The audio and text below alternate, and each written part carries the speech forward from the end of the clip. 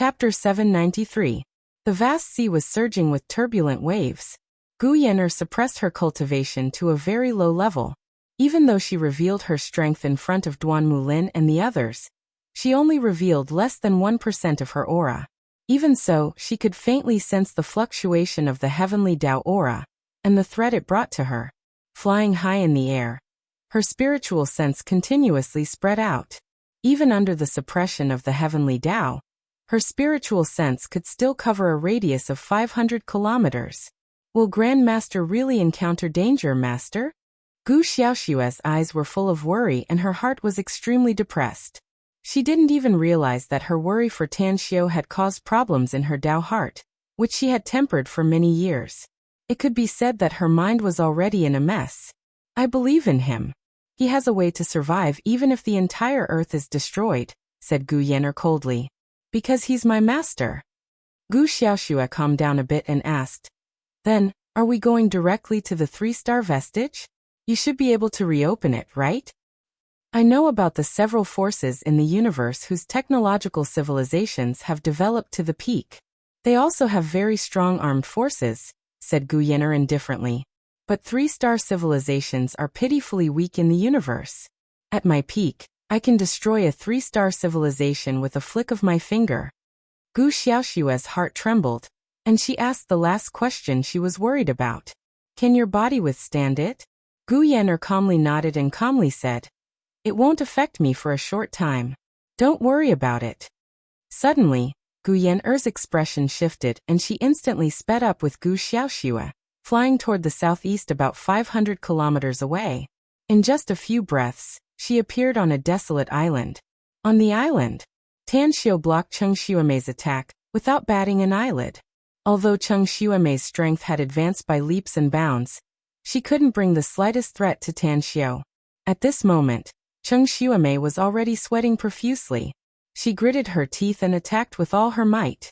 If she continued to attack at this level, she would fall to the ground due to exhaustion in a few minutes. Stop! Tan Xiao instantly dodged Cheng Xuemei's attack and appeared beside her. He pressed his right hand heavily on Cheng Xuemei's shoulder and looked at Gu Yan'er and Gu Xiaoxue who appeared nearby. Why are you guys here? When Gu Xiaoxue saw Tan Xiao clearly, a look of surprise appeared on her beautiful face. She rushed over and shouted, Grand Master, it's great that you're fine. Tan Xiao was stunned. His gaze shifted from Gu Xiaoxue to Gu Yan'er. When he released Cheng Xuemei's shoulder, he asked, What happened? Gu Yan'er strode forward and was already standing in front of Tan Xiao. With a smile on her beautiful face, she skillfully held Tan Xiao's arm and said, Duan Mulin of the State Special Abilities Bureau is spouting nonsense, saying that you died in the 3-star vestige. We were about to rush there to find you, but we didn't expect you to be flirting with a beauty here. Tan Xiao sniffed the special fragrance of Gu Yan'er and let her hold his arm. Then he smilingly said, Duan Mulin is spouting nonsense. Why are you spouting nonsense too? Anyways, let me introduce you. This is Cheng Xuemei, a friend I've known since I regained consciousness. Due to special reasons, she participated in the exploration of the 3-star vestige on behalf of Japan, and obtained the memory and power of an intelligent plant. It's a pity that she can't control her sudden increase in power, so I took some time to train her and help her control her power. Gu Yan'er immediately understood, and nodded to Cheng Xuemei with a smile. Then she said, Do you want me to help you train her, Master? Tan Xiao didn't answer the question and instead asked, You came out like this. How's your injury? It's just that I came out for a short time, so it's not a big problem. Gu Yan'er chuckled and said, At most, it'll just delay my recuperation time. I'm relieved as long as you're safe and sound. Tan Xiao thought for a moment before he slowly shook his head and said, The sooner your injury heals, the sooner I can feel at ease. I'm fine here, so you can rest assured. Listen to me and immediately return to Jingmen Island to recuperate. I'll help Cheng Xuemei control her power, and then I'll go to Jingmen Island to see you. Gu Yan'er thought for a while and suddenly said, I can go back, but let Xiaoxue stay to help you. Her strength has been progressing very fast recently, and she's just a step away from breaking through to the golden core stage. Perhaps she can speed up her breakthrough if she stays by your side. Tang Xiu turned to look at the expectant Gu Xiaoxue. He then nodded and said, "All right then. Let Xiaoxue stay." Despite saying that, Gu Yanner didn't look like she wanted to leave. Her eyes looked at Tan Xiu's handsome face, as if there was only Tan Xiu left in her world. Tan Xiu looked at her appearance, and felt somewhat helpless inside. However, Gu Yanner rushed over because she was worried about him, so he couldn't drive her away immediately. Therefore, he could only look at Gu Xiaoxue and said, "You'll be Cheng Xuemei's sparring partner until she's too tired to get up. Also, let her rest for 2 hours and then start running. She knows how to persevere." "All right." Gu Xiaoxue gently nodded. Tan Xiu took Gu Yanner to the subaquatic corvette and took out some stored fruits from his interspatial ring. Then he chuckled and said, "Have some fruits and chat." "All right." Gu Yanner took the fruits without hesitation. As clear water condensed in front of her, she directly washed the fruits in the clear water. Then she waved her hand to disperse the floating water and smilingly said, "Have an apple, master." On the deserted island, Cheng Xuemei's expression was a bit complicated as she watched Tan Xiu and Gu Yanner leave. She wanted to call out to Tan Xiu several times, but every time the words reached her mouth, she swallowed them back. The more she saw through Tan Xiu, the more mysterious he became. "Let's go." Gu Xiaoxue smiled and calmly looked at Cheng Xuemei. Cheng Xuemei nodded silently. 2 mud dragons instantly rushed out and wrapped around Gu Xiaoxue's bare feet. The mud energy in all directions formed mud spikes and shot toward Gu Xiaoxue. At the same time, Cheng Xuemei dashed toward Gu Xiaoxue. Her seemingly light punch contained tremendous power. What a pity! Cheng Xuemei thought that after a few minutes of rest, she had recovered some of her strength and could easily knock down the girl in front of her. But the result made her expression drastically change. Gu Xiaoxue's legs trembled, and a wave of qi instantly burst out from her legs. Almost in an instant, the 2 mud dragons were shattered and lost their binding effect. The mud needles that shot from all directions were also smashed by Gu Xiaoxue with a wave of her hand. Bam! Cheng Xuemei's fist was easily caught by Gu Xiaoxue. With a gentle push, Cheng Xuemei's body retreated more than 10 meters and staggered to stabilize her figure. "She's so strong." Cheng Xuemei was shocked. She never thought that Gu Xiaoxue, who seemed to be younger than her, would have such a powerful strength. Although her attack power was only 60% to 70% of her peak, it was like child's play in the eyes of her opponent. "Let's continue." Gu Xiaoxue chuckled. Cheng Xuemei gritted her teeth and moved again. A few minutes later, Cheng Xuemei finally fell to the ground due to exhaustion. She looked at Gu Xiaoxue, who was spotless and didn't even leave a stain on her white dress. She was completely convinced and asked, "Are all cultivators so powerful? I feel that my strength has increased dozens of times, yet I can't even beat Tan Xiu. Now I'm so much weaker than you." "You're not weak actually," said Gu Xiaoxue with a smile. "It's just that you don't seem to be able to fully use your own power. Grandmaster said that he'll find a way to let you control your own power, so I can be your sparring partner in the following days." "Thank you." Cheng Xuemei was grateful. "You don't need to thank me." Gu Xiaoxue smiled. "I'm just carrying out the task given to me by Grandmaster. If you want to thank someone, thank him." "That's right. How should I train you next?" Cheng Xuemei couldn't help laughing and said, "Let me rest. I'm too tired." After hesitating for a moment, Gu Xiaoxue nodded and said, "Then rest." Cheng Xuemei slowly sat cross-legged and took out the human meridian chart from her pocket. Then she began to seriously memorize every meridian and acupoint on it. Gu Xiaoxue was surprised. Tan Xiu said that if I can memorize all the meridians and acupoints on this human meridian chart, he'll teach me a set of immortal cultivation technique. Cheng Xuemei looked up and said. Gu Xiaoxue suddenly understood and said with a smile, "If that's the case, then I welcome you to join us." "Join you? What do you mean?" asked Cheng Xuemei curiously. "Didn't Grandmaster tell you that once you learn an immortal cultivation technique from him, you'll belong to our everlasting feast hall?" asked Gu Xiaoxue in astonishment. "No, he didn't." Cheng Xuemei shook her head. "It doesn't matter if he didn't tell you."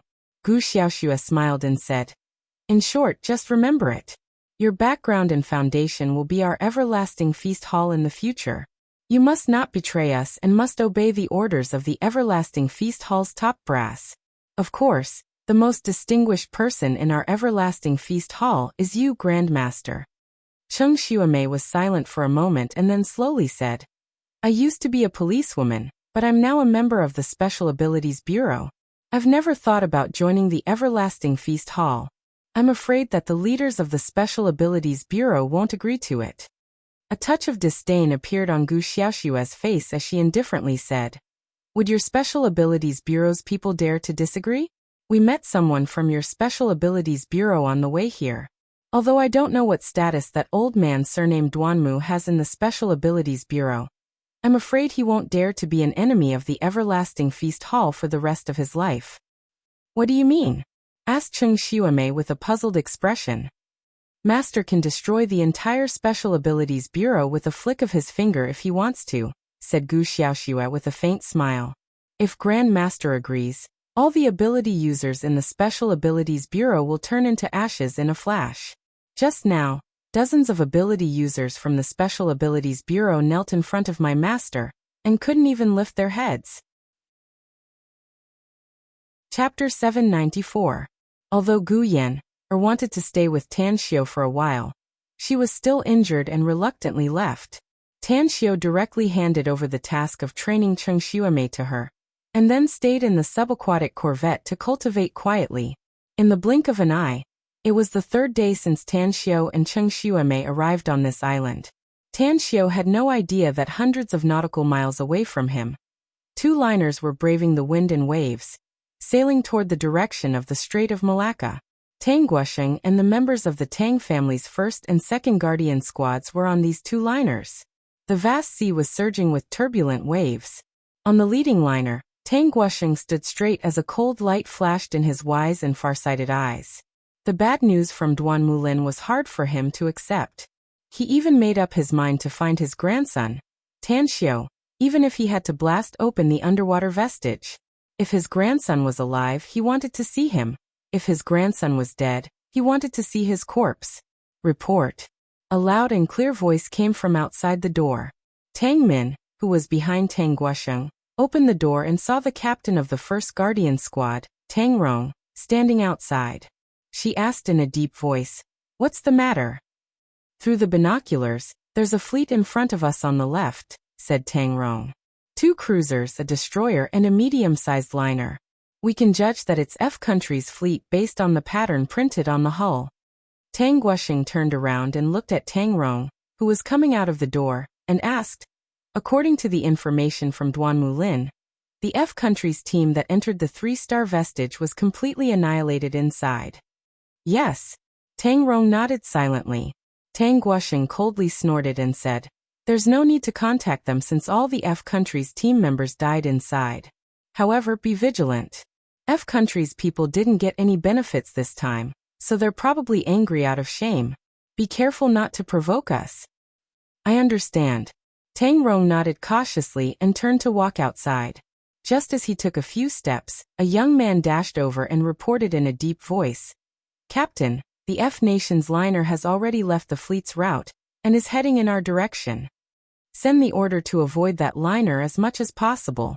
Don't meet them, said Tang Rong in a deep voice. If the other party pursues us relentlessly, then we'll make other plans. 20 minutes later, even though the two liners that the Tang family members were on had deviated from their course and were prepared to go around the other party still attempted to intercept the two liners. Therefore, Tang Guosheng personally came to the cockpit. Although he didn't want to get into trouble, but since trouble had come knocking on his door, he didn't want to avoid it again and again given his character. He said in a deep voice, Send a signal to them, and ask them what they want. After a while, Tang Rong said with a gloomy face, Chief, they want us to stop sailing. They want us to be inspected. Killing intent burst out from Tang Guosheng's eyes as he said in an awe-inspiring tone, This is international waters. What right does the F country's liner have to inspect us? Tell them to leave immediately, else it will be regarded as a provocation, and they will be attacked by us. Tang Rong complied. After communicating with the other party, he finally determined that the other party didn't come with good intentions. Tang Guosheng was silent for a few seconds, and then issued the order to stop the ship. As the other liner approached, Tang Guosheng appeared on the deck with more than a dozen people. Moreover, he clearly saw that a dozen people had also appeared in the cabin of the other party's liner. The strong man in the lead had a gloomy expression on his face, and there was a sheathed long saber hanging from his waist.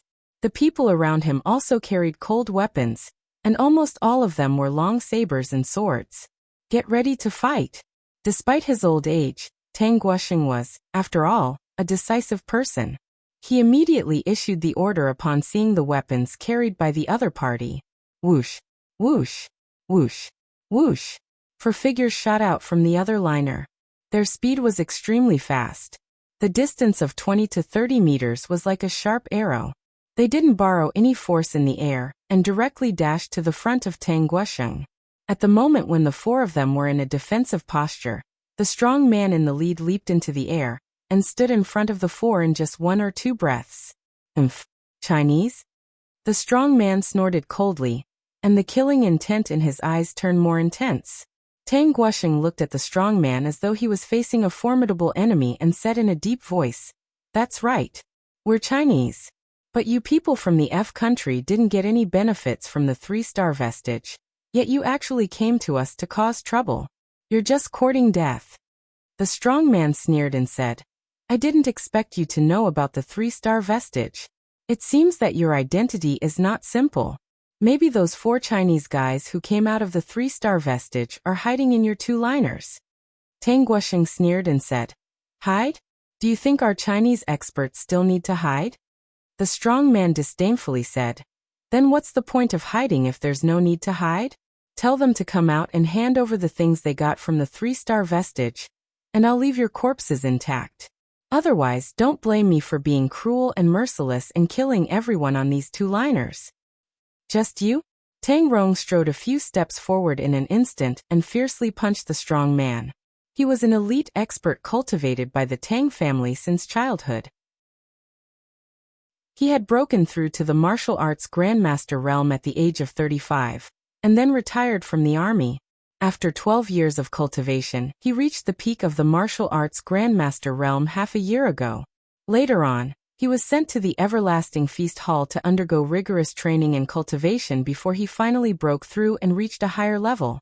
At present, he was not inferior to a mid-stage qi refining expert. A look of surprise appeared in the burly man's eyes. A ball of flame instantly formed between his raised hands, and then he pushed it forward forcefully, colliding with Tang Rong's fist. Boom! Tang Rong's expression changed drastically. As his fist collided with the flames, the high temperature instantly turned his fist red.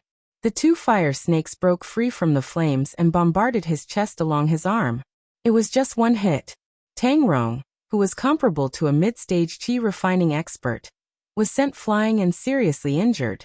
The strong man didn't follow up with another attack. Instead, he mocked with an arrogant expression. "You want to fight me with such little power? You're simply overestimating yourself. I've warned you to hand over everything you got from the 3-star vestige. Else I don't mind killing you all." Tang Guosheng's expression changed drastically. He never dreamed that the strong man in front of him turned out to be an ability user, and a terrifying one at that. The experts he brought this time were the top armed forces of the Tang family, and Tang Rong was ranked first among them. However, how could Tang Rong be defeated so easily? Moreover, he was seriously injured. At this moment, Tang Guosheng faintly felt bitter in his mouth. What kind of status did he have? Aside from that Amur tiger from before, when had he ever been forced by others? "Dad." Tang Min appeared near Tang Guosheng with 2 men and 2 women. With a bit of worry on her face, she first propped Tang Rong up, and then looked at Tang Guosheng. Tang Guosheng took a deep breath and ignored Tang Min. Instead, he stared at the strong man and said, "You're indeed very strong, but are these people you brought as strong as you? The number of experts on our 2 liners is definitely not less than yours. Are you sure you'll still have a lot of people left after you kill us all?" The strong man sneered and said, "With just you? You think you can make us suffer heavy losses? Ha ha ha." Since when did you Chinese learn how to be an alarmist? Alarmist? Tang Guosheng indifferently replied. Just give the order if you think I'm just being an alarmist. This is the depths of the sea, so it's very easy to destroy the corpses here. I want to see if we'll all be killed or if you and your men will die here. The strong man hesitated. Although he was very confident in his men, the enemy who just attacked him was not a weakling. At the very least, there were no more than 3 people among his men who were stronger than him. It would be impossible for him to kill these people easily if there were more people among these Wuxia people who could be comparable to the man just now. I don't want to kill anyone. I just want the things your Wuxia people got from the 3-star vestige. Hand them over and we'll leave immediately. Don't say that you've got the wrong people. I won't give them to you even if we really have them, said Tang Guosheng in a deep voice. The strong man was silent for a moment and slowly said, If that's the case, then I'll take a step back. Whatever you get, we can split equally. If it's scientific knowledge, we can share it. This is the bottom line I can bear, old geezer. Don't challenge my bottom line. Are you sure that the things in the 3-star vestige are with us? Asked Tang Guosheng. Yeah, said the strong man bluntly. Tang Guosheng took a deep breath and retreated a few steps back. Then he fiercely shouted, Heed my order, everyone. Immediately fight back if these guys dare to attack us. We don't plan to go out alive this time, so we must drag them to the underworld with us even if we die in battle. Affirmative. Dozens of members of the Tang family's 1st and 2nd Guardian squads appeared from the cabin. The total number of the 2 squads was 62 people, and there were still 61 people who could fight. Tang Guosheng knew that the 2 men and 2 women brought by Tang Min were also very powerful. They were experts sent by Tan Xiao to protect the Tang family. Fucking old geezer. The strong man cursed and raised his hands. 2 fire dragons instantly formed in front of his fingers. He took a step forward and waved his arms. The 2 fire dragons bared their fangs and brandished their claws as they pounced towards Tang Guosheng. Chapter 795. Tang Guosheng's complexion changed, while Tang Min looked horrified. She quickly blocked in front of Tang Guosheng and shouted, Kill them! In an instant. Of the 2 men and 2 women who had been standing behind Tang Min, one of the women instantly appeared in front of Tang Min. As a terrifying aura was released from her body, the long sword on her back instantly flew out of its scabbard. The moment she grabbed the sword in her hand, layers of sword shadows sprinkled out. A gust of wind instantly surged. The water splashed from both sides of the liner. The billowing airwaves were accompanied by layers of overlapping sword images, as they swept over the 2 fire dragons in an instant. The stalwart man only felt darkness in front of him as the 2 fire dragons were bombarded and smashed into pieces, sparks splashing everywhere. The oncoming sword images made his pupils shrink, and he fiercely pushed forward with both hands. Firewall. Like a spider web, layers of densely packed flame lines quickly condensed and eventually formed a thick firewall. The billowing flames were continuously injected into the firewall, and then pressed toward the sword images in front. Boom! The stalwart man's body trembled and he instantly retreated. The moment the 2 streams of fire formed on the sea surface, his body flew back to their liner. At the same time, the 4F country paranormals who were originally behind him started to use their abilities. A whistling tornado was formed, and numerous water arrows were shot out. The 2 types of abilities complemented each other, and their speed was pushed to the limit. At the moment when the firewall was broken, they fiercely rushed forward. Arg!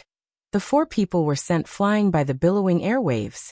As they were flying upside down, a wind elementalist on the liner behind them released several wind belts and finally rolled them back to the liner's deck.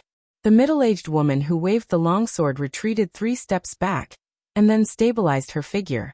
Her sharp eyes stared at the stalwart man and sneered. You're just a trifling ability user, yet you dare to come out and rob us? Are you F country people so arrogant? The stalwart man's expression turned a bit ugly. He also stared at the middle-aged woman and shouted in a deep voice. Who the hell are you? Also, how can the power you just used be so strong? The middle-aged woman sneered and couldn't be bothered to pay attention to him. She nodded at the astonished Tang Min and returned behind her. Are the four of you about the same strength? Asked Tang Min hurriedly. The middle-aged woman replied, more or less. If the four of you take action, can you kill the leader? Asked Tang Min again. The middle-aged woman nodded and said, if it were me, it would have taken me quite a bit of effort to kill him, and even the whole liner would have been destroyed. If the two of us join forces, it will be enough to kill him. As for the four of us working together, he won't be able to leave this sea region even if he has 2 lives. Then what are we waiting for? Tang Min excitedly asked. Go and kill them now. The F nation really deserves to die. Don't attack yet, Tang Guosheng quickly said. The other party has quite a number of people, and their strength is not to be underestimated. I'll have them retreat first. If they don't retreat, it won't be too late to make a move then. He was shocked by the strength of the middle-aged woman sent by his grandson, Tang Xiuxiu, to the Tang family. Recalling how he had once ignored these people, Tang Guosheng instantly recalled his grandson's words that all the core members of the Everlasting Feast Hall were cultivators. At this moment, he looked at the ability users on the opposite liner, and no longer had any fear in his heart. He held his head high and chest out as he looked at the big man and shouted in a deep voice, this is the last warning. Retreat quickly, else your threat to me will come true. Although the big man was a bit startled, he wasn't scared at all. He even had a trump card up his sleeve. Therefore he let out a wild and unruly laugh and said, relying on a woman? Just like scaring us away?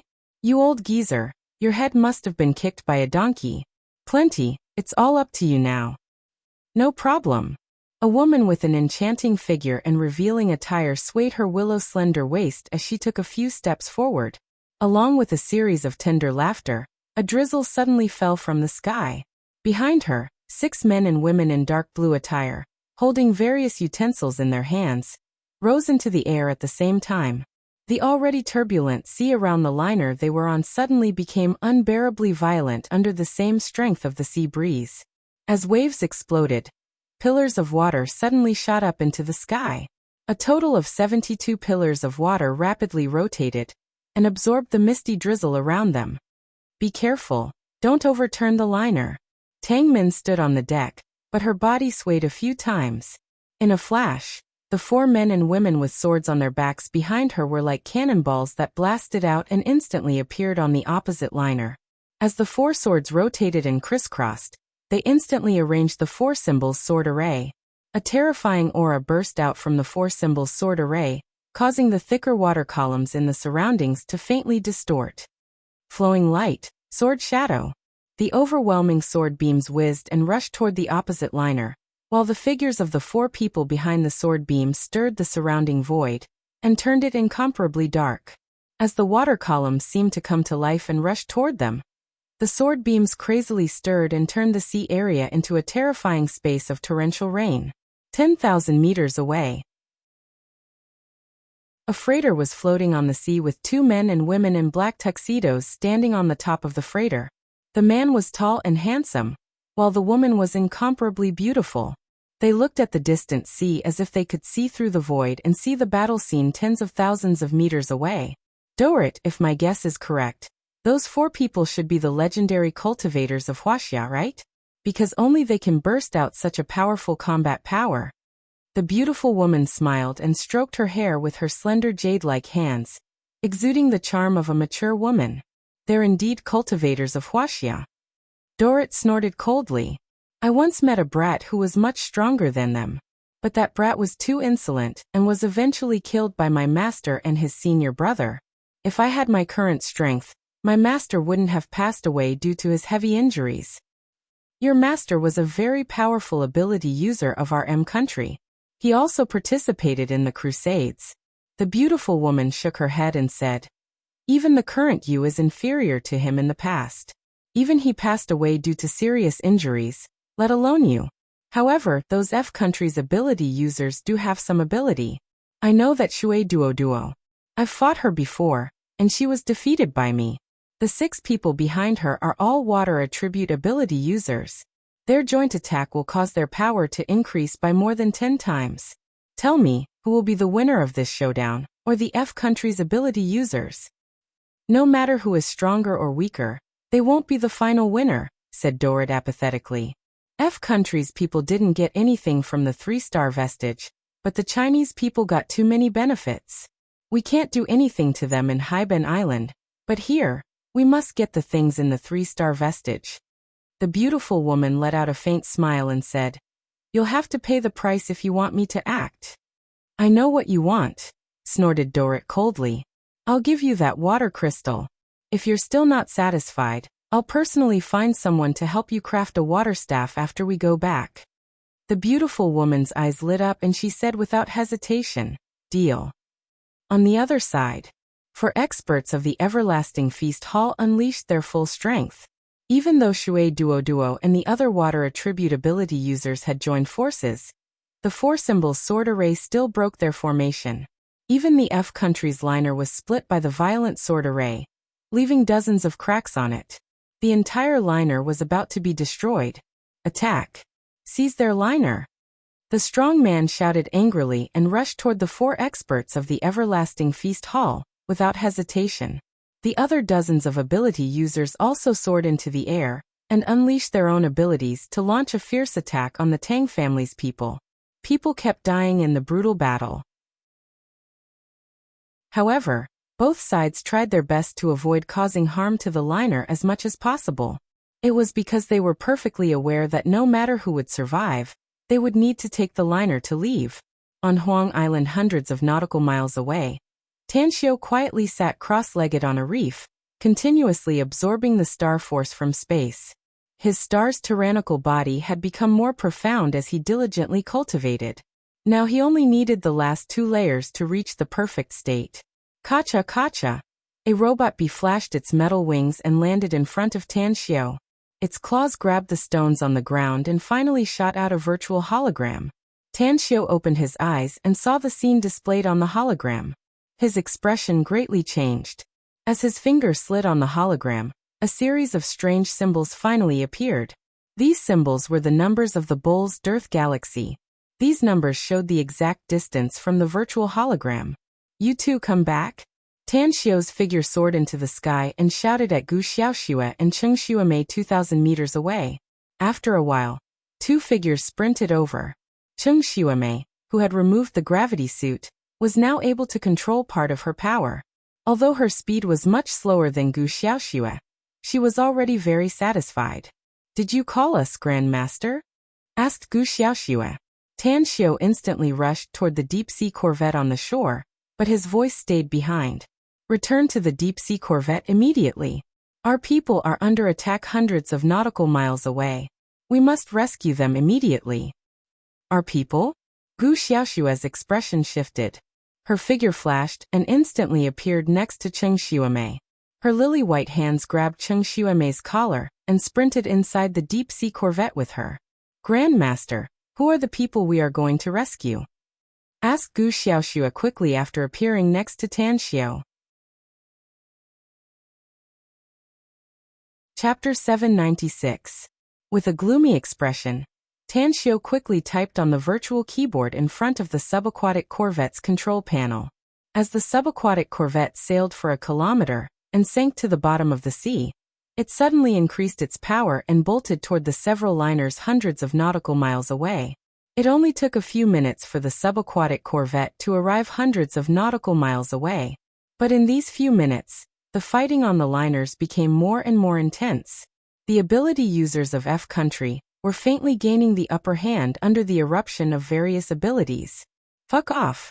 The stalwart man's situation was different.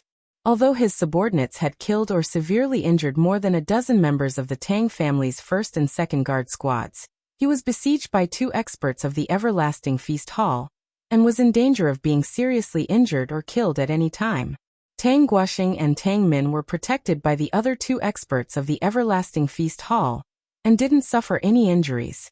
Yet, they could only watch their family's most elite experts being killed or seriously injured, and their hearts sank. 10,000 meters away, on the top of the freighter where F country's ability users were riding, Dorrit's hands were crossed behind his back. His eyes gleamed as he watched the Tang family's people gradually falling into a disadvantageous position. He slowly nodded and said, F country's ability users are quite powerful. They used a lot of resources to train these ability users in the past, and it seems that the result is quite remarkable. China may have 4 experts, but 2 of them don't dare to act rashly since they have to protect others. If the battle goes on like this, it won't take long for most of China's experts to be killed, and the remaining ones will be seriously injured.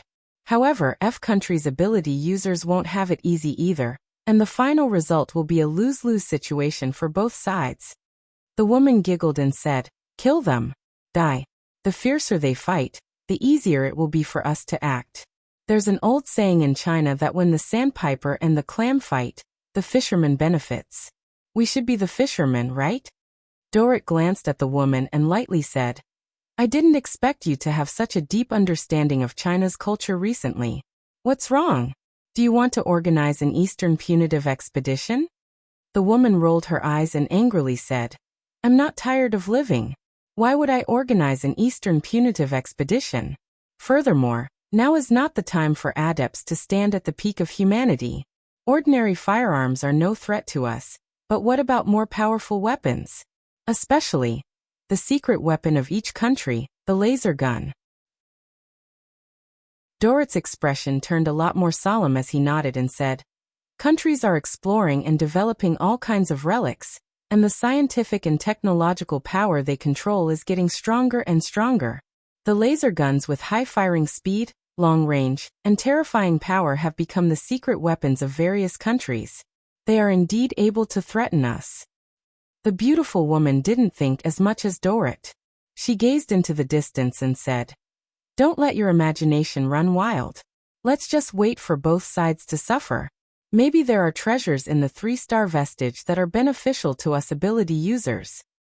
I don't mind sharing some with you if I really have them," said Dorrit in a deep voice.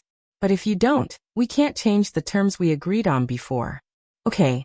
In the vast sea, aside from the cruel slaughter on the ships and the constant appearance of various strange phenomena, the distant sea was much calmer. However, no one was aware that the subaquatic corvette had already appeared below the liner. Inside the cabin, Tanxiu quickly entered a series of commands on the virtual keyboard. He then looked at Cheng Xuemei and said, "You stay here. Xiao Xue and I will participate in the rescue operation. Remember, don't mess with the control equipment inside the subaquatic corvette. The optical computer has been bound to my fingerprint and retina. No one else can control it except me, else they will be attacked by the hidden weapons in the cockpit. How about I join the rescue operation?" Cheng Xuemei nodded. Tanxiu interrupted her and walked toward the cabin door while saying in a deep voice, "You still have a mission to complete, so you can't appear in front of others for the time being. Also, you can't even fully control your own power now. Not only will you not be of help to us, but you will also become a burden to us instead. Just stay here and behave yourself." Cheng Xuemei was a bit embarrassed, but she still nodded silently. She knew that what Tanxiu said was the truth. She was afraid that she wouldn't be able to help them with her current ability, and might even become a burden to them. The subaquatic corvette's cabin door opened, and a layer of energy shield popped out half a meter to block the great pressure of the seawater. As Tanxiu and Gu Xiaoxue rushed out of the energy shield, the cabin door automatically closed. Under the pitch-black water, Tanxiu and Gu Xiaoxue withstood the huge seawater pressure and quickly rushed to the surface. Kill the 4 of them. On the deck of the liner, 3 water ability users were controlling the surging water dungeon to trap the 4 members of the Tang family's second guardian squad inside.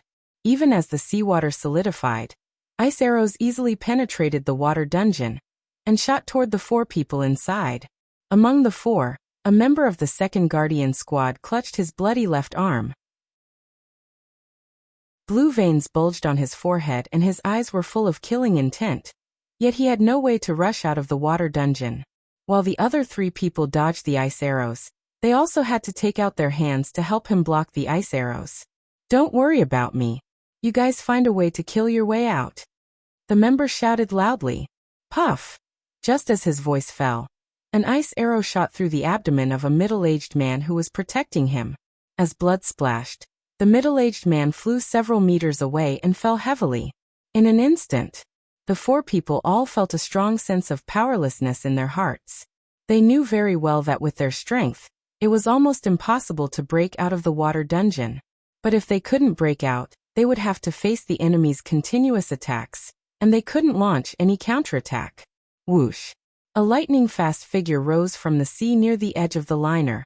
With a flash of a bright sword light, the 3F country water ability users were cut in half at the waist without them noticing. Tan Xiu's long sword danced around him. After killing the 3 ability users in an instant, he didn't stop at all. His lightning-fast figure once again appeared near the other 2 people. Die. Although the 2 ability users had discovered Tang Xiu ahead of time, they were only able to hastily set up defensive measures. Yet they were still split into dozens of pieces in the face of the violent sword light. On the other side, the moment Gu Xiaoxue emerged from the sea, the water on her body instantly evaporated. As her white dress fluttered, layers of sword shadows resembled the Milky Way from the 9th heaven, engulfing the 2F country metahumans in an instant. As blood and flesh splattered all over the sky, she directly penetrated through the blood mist and landed a seemingly light punch on the back of one of the F country metahumans. Everyone be careful. Besieged by the 2 experts of the Everlasting Feast Hall, the strong man was on the verge of collapse. The moment he saw the sudden appearance of 2 killing gods, his heart suddenly fell into an ice cave. At the cabin door of the liner, Tang Guoxing and Tang Min, who were protected by the other 2 experts of the Everlasting Feast Hall, looked ecstatic when they saw the figure of the newcomer. In particular, Tang Guoxing found that the powerhouse who suddenly appeared turned out to be his grandson, Tan Xiu. The worry inside his heart instantly dissipated without a trace. Kill these bastards, Xiu. Tang Xiu flashed a smile at Tang Guoxing as his figure constantly flickered. Every time he attacked, an ability user was either killed or severely injured. Tang Guoxing suddenly said, "You 2 don't need to protect us anymore. Join forces with Xiu and kill these F country ability users as soon as possible." The 2 experts of the Everlasting Feast Hall glanced at each other and tacitly nodded. They then quickly rushed toward the nearest F country ability users. All of them were powerful individuals who had survived through a sea of blood and mountains of corpses. Their combat experience was extremely rich. That was why when they were fighting with the F nation's metahumans, they were still vigilantly paying attention to their surroundings. If any metahumans tried to attack Tang Guoxing and Tang Min, they would immediately withdraw from the battle and stop them. Originally, due to the sudden appearance of Tan Xiu and Gu Xiaoxue, the Tang family's members were in a disadvantageous position. But this time it was the F country's ability users who were unable to fight back. Finally, the F country's stalwart man realized that it was impossible for him to win. Hence, he went all out to force the 2 Everlasting Feast Hall's experts to retreat. Paying the price of 2 bloody wounds, he rushed toward the other side of the liner where the speedboat was hanging. "Wanna leave? Dream on." The 2 men simultaneously bombarded the sword hilt with their palms. The 2 swords were as fast as meteors and pierced the stalwart man's back in the blink of an eye. Puff, the stalwart man was in despair. He could feel his heart getting pierced as his life force rapidly drained away. He regretted it. Because of his greed, he wanted to snatch the treasures obtained by the Chinese members in the 3-star vestige. Hence, he finally ended up dying tragically here. Run. A water elementalist's complexion paled. He could only watch helplessly as his leader was killed. He no longer had the slightest desire to fight. After shouting, he instantly fled to the distance and dashed into the water when the Tang family's experts couldn't pursue him. The remaining 20 metahumans from F country had looks of despair on their faces. Their ability was not to control water, so it was very difficult for them to survive in the vast sea. Puff, puff, puff. Since they had lost the will to continue fighting, except for nearly 10 ability users who jumped into the sea in an attempt to escape as fast as possible, the rest were all slaughtered in just half a minute. At this moment, the decks of the 2 liners were dyed red with blood and many corpses were scattered all over the place, looking very miserable. Tan Xiu quickly came to Tang Guoxing's front and asked, "Grandpa, why are you here?" Tang Guoxing was in a very good mood at the moment. Although the Tang family had lost a lot of elite experts, his grandson was safe and sound, making him feel a lot more relaxed. "Isn't it because of you?" Chapter 797. Tan Xiao finally learned the whole story through his explanation. He didn't blame Duan Mulin for misinforming him. After all, anyone who couldn't come out of the relic after it was closed would think that they were trapped or dead inside. On the contrary, although he looked calm on the surface, he was actually very touched inwardly. His grandfather, Tang Guosheng, the head of the Tang family, actually rushed here with a large number of experts of the Tang family with great fanfare, and almost lost his life in the vast sea. That warm current flowed through his limbs and bones, warming his 3 souls and 7 spirits, making him feel extremely comfortable. You should believe in my ability, Grandpa. I dare not boast about other things, but the number of people on earth who can kill me can be counted on one hand. Tang Guosheng glared at him. Despite his smiling eyes, he still reprimanded him. Being too conceited is easy to fail miserably. I know you're a powerful cultivator, but even a tiger needs to take a nap. Who doesn't have a chance? This old man came all the way here. Yet you're blaming me? Tan Xiao blushed with shame and smiled embarrassedly. How could I dare to blame you? But Auntie just said that you left the entire Tang family behind and rushed here with your people. If something happens to you because of me, I won't be able to rest easy. Tang Guosheng nodded with satisfaction and said, Don't worry.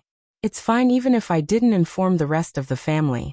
Even if something happens to me, your first uncle can now shoulder the Tang family's pillar. With your second grandpa and third grandpa's assistance, it won't be a problem. Besides, I just heard a rumor recently that has a deep relationship with you. What rumor? Asked Tan Xiao in surprise. I heard that you have a very powerful disciple, said Tang Guosheng meaningfully. Even Duan Mulin can't lift his head? Tan Xiao stared blankly and asked with a confused expression. I do have a very powerful disciple, but what happened between her and Duan Mulin? I don't know. At the side, Gu Xiaoxua lightly coughed and smilingly said, Grand Master, Master and I met some people from China's Special Abilities Bureau on the way to the Strait of Malacca. Duan Mulin is among them. Master used some of her abilities to intimidate those people. Tan Xiao was stunned, then quickly asked, Yenner didn't mention my name, did she? Gu Xiaoxua said with a smile. Master naturally mentioned you. Otherwise, how can we figure out your specific situation? Tan Xiao felt helpless inside. He didn't want to expose his relationship with the Everlasting Feast Hall, but Gu Yan'er's actions had exposed the relationship he had been trying to hide. At this time, even those big shots in the country would know about his relationship with the Everlasting Feast Hall. Sighing inwardly, Tan Xiao asked, You said that Yan'er used some power. You managed to intimidate the people from China's Special Abilities Bureau? Gu Xiaoxua gently nodded and said, You know how strong Master is, Grand Master. That bit of ability is too powerful for her in the eyes of outsiders. Tan Xiao nodded in response. Since Gu Yan'er had shown her muscles and intimidated the people from China's Special Abilities Bureau, then they should know that he wasn't someone to be trifled with. It didn't matter even if they were vigilant against him and the Tang family in the future. In any case, he didn't want to seize the position of the country's ruler by force. If the power Yan'er has shown is really strong to the point that even Duan Mulin feels powerless against her, I'm afraid that many big shots will be afraid of me. Thinking about it from another perspective, it's not necessarily a bad thing. I'll have to deal with some people if I want to develop myself in the future. It's enough if they don't dare to do anything to me, the magnificent Tang Corporation, the Everlasting Feast Hall, and even the Tang family. As he thought up to there, a smile appeared on Tan Xiao's face. He looked at Tang Guosheng and asked, Grandpa, is this the rumor you heard? Tang Guosheng shook his head and smilingly said, It's more than that. As the leader of the Special Abilities Bureau, Duan Mulin personally issued an order that no one should provoke him in the future. Neither the Everlasting Feast Hall, the Tang family, nor the magnificent Tang Corporation. Now the top family heads of the imperial capital have all received the news. Tan Xiao smiled strangely. It seemed that his precious disciple had scared Duan Mulin quite a bit. For the dignified head of the Special Abilities Bureau to issue such an order, it meant that he could do whatever he wanted in the country in the future. Suddenly, Tang Min, who was sitting next to him, asked, Xiao, according to the news from Haiben Island, All the passageways leading to the 3-star vestige are closed, and you haven't come out yet. The 3-star relic was located in the depths of the Strait of Malacca. Without a submarine, no one would be able to withstand the pressure of the deep sea. But you came out. How did you do it? A smile outlined on the corner of Tang Xiu's mouth as he smilingly said, Auntie, since you're curious, then I'll take you to a place. Also, I have some good news to tell you. Where are we going? Asked Tang Min. Just follow me, said Tan Xiu with a smile. A few minutes later, Tan Xiu and Gu Xiaoxue took Tang Guoxing and Tang Min to the liner's deck. Tan Xiu grabbed Tang Guoxing and Tang Min's arms as a surging airflow instantly wrapped them, and then jumped into the sea. They descended for more than 10 meters. The subaquatic corvette appeared in front of the quartet. As Tan Xiu inputted a series of commands outside the cabin door, the airflow pushed the seawater outside the cabin door half a meter away. Tan Xiu then quickly entered with Tang Guoxing and Tang Min. Heavens! This place is? Tang Min's eyes widened to the size of a copper bell, and her eyes flickered with shock. Tang Guoxing was a bit better than her, but he was also shocked. The facilities inside the subaquatic corvette, as well as the technology that far surpassed today's level, made their hearts beat faster. This is the subaquatic corvette I got from the 3-star base I established in the Star Luo Empire, said Tan Xiu with a smile. We were able to leave the 3-star vestige smoothly and deceive everyone's eyes because of it. Cheng Xuemei, let me introduce you. This is my grandpa and this is my auntie. At this moment, Cheng Xuemei came out of the cabin and was slightly surprised to see Tang Guoxing and Tang Min. She immediately looked shocked after hearing Tan Xiu's introduction. She had seen Tang Guoxing and Tang Min on TV countless times and knew that they were the Tang family's patriarch and his daughter. Grandpa Tang, Auntie Tang. Cheng Xuemei suppressed the shock inside and greeted with a bit of respect. Tang Guoxing was surprised to see Cheng Xuemei, but he didn't show it and just nodded with a smile. Tang Min, on the other hand, looked suspicious and asked, You're Cheng Xuemei? Why do you look so familiar? I once met you with my mother, said Cheng Xuemei. Who is your mother? Asked Tang Min, confused. Cheng Xuemei didn't reply. She didn't want to recall her parents' matter, much less mention it in front of others. Even though she knew that her mother and Tang Min had been close friends since they were young, she knew that her mother had grown up with Tang Min. Tan Xiu knew something about Cheng Xuemei. Sensing that she didn't want to mention her mother, he immediately said, Auntie, I still have something important to tell you. This is also the main reason why I brought you here. What is it? Asked Tang Min with a slight frown. Before I tell you, you must promise me that you must not tell anyone except the core members of the Tang family, said Tan Xiu. Tang Guoxing realized that what Tan Xiu said should be very important, so he straightforwardly said, With your words, we know what to say and what not to say. Tan Xiu nodded and said, I've taken control of the entire 3-star vestige, so I'm now the owner of the 3-star vestige. I can enter it at any time if I want to. Naturally, I can also use everything inside. What did you say? Tang Guoxing was aghast and exclaimed with disbelief on his old face. Tan Xiu repeated what he just said and finally said, I'm telling the truth. The 3-star vestige was left behind by the Star Luo Empire in the Black Cloud star field's Postot galaxy.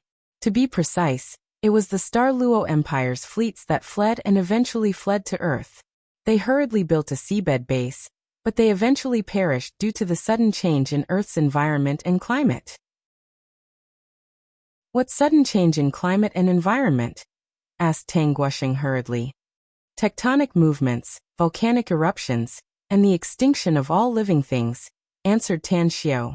Tang Guoxing fell into silence. Earth had experienced countless natural disasters, and this was the knowledge that scientists had tried their best to explore.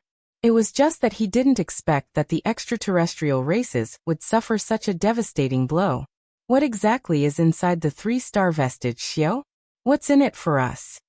Tang Min asked the question she wanted to know the most. Our Tang family can rely on that 3-star vestige to dominate the world if we want to do so, said Tan Xiu. It has technology and weapons that far surpass Earth's. Shortly put, all the necessities for a race to survive are all there. Tang Guoxing was shaken and didn't speak for a long time. Tang Min frowned deeply and stared at Tan Xiu's face, asking, "Do you want to dominate Earth, Xiu?" "I'm not interested." Tan Xiu shook his head. "If I want to dominate Earth, I can do it as long as I have some time even without that 3-star vestige. In my opinion, cultivation is the most important thing now." "Then how do you plan to solve the problem of the 3-star vestige?" asked Tang Min. Tan Xiu looked at Tang Guoxing and seriously said, "I think we shouldn't announce the 3-star vestige to the public for the time being. However, I brought out a lot of good things from it. If the country is willing to exchange some things, we can exchange some of the simplest technologies." Chapter 798. Tang Guoxing very much approved of Tan Xiu's suggestion. Although his grandson, Tan Xiu, now controlled the entire 3-star vestige, everyone knew that a man who is not content is like a snake trying to swallow an elephant. Even for the higher-ups of China, who could guarantee that they could obtain powerful scientific and technological power, and arm a powerful army to break the current world structure, and become the world's overlord. "What do you need the most now, Xiu?" Tang Guoxing knew that his grandson was a cultivator, so he began to calculate the benefits for his grandson in his heart. Tan Xiu pondered for a moment and slowly said, "I need time." Tang Guoxing stared blankly and asked in confusion, "How long?" "At least 10 years or more," said Tan Xiu. "The cultivation resources on Earth are really limited nowadays, and my cultivation speed is too slow. Grandpa, as long as I have enough time, no matter how the world structure changes in the future, it won't be a threat to me or even our Tang family."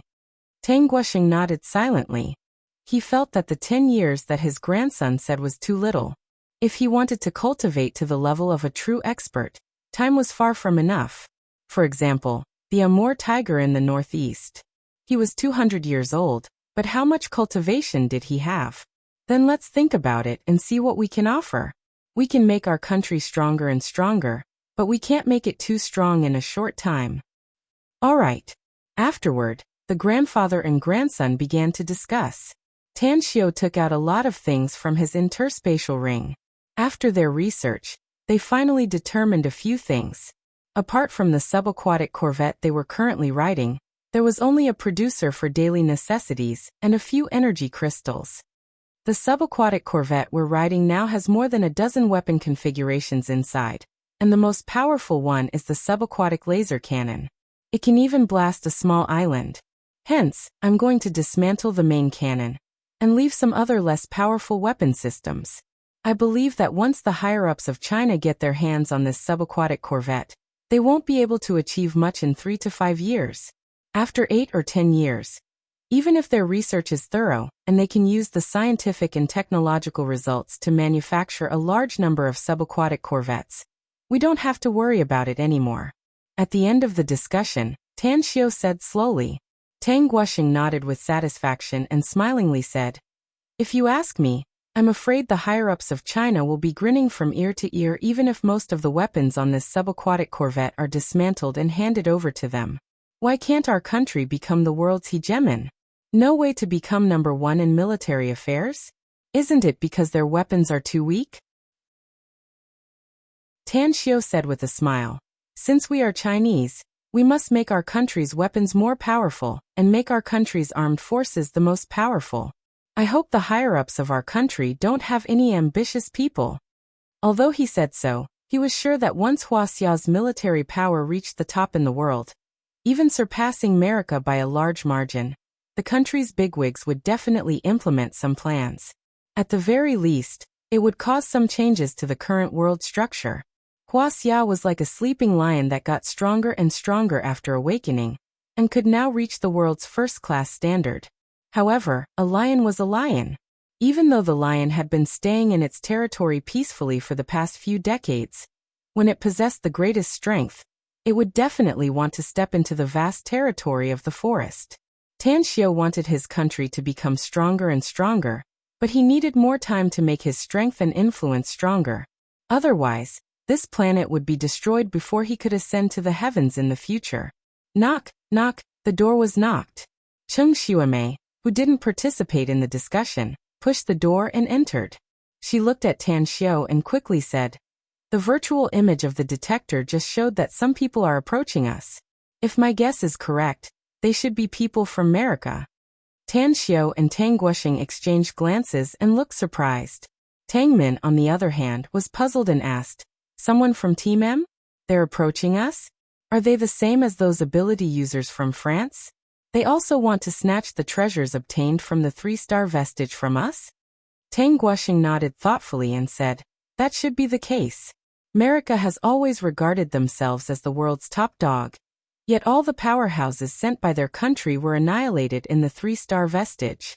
It's impossible for them to get more benefits from the 3-star vestige. My guess is that they set their sights on the people from various countries who obtained the treasures in the vestige." "Let's go to the steering cabin and have a look," said Tan Xiao.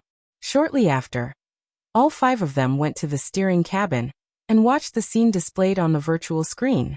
A cold light flashed in Tan Xiao's eyes. It was because there were dozens of experts on the cargo ship sent by America. They were obviously not ordinary people, and it was obvious that they were up to no good when they looked at the 2 liners above. These people from America are really arrogant just because they are strong and have advanced weapons," said Tang Guoxing coldly. "Do you see the man on the top of the cargo ship? His name is Dorit, the leader of the Golden Shield Special Ability Bureau of America. His position is the same as Duan Mulin of Wuxia, but his authority is higher." "How did you know that, Dad?" asked Tang Min, confused. "I used to work in the Confidential Archives Department, so I naturally know some special intelligence files," said Tang Guoxing. "There are records about this Dorit in there. Only, there aren't many records about him."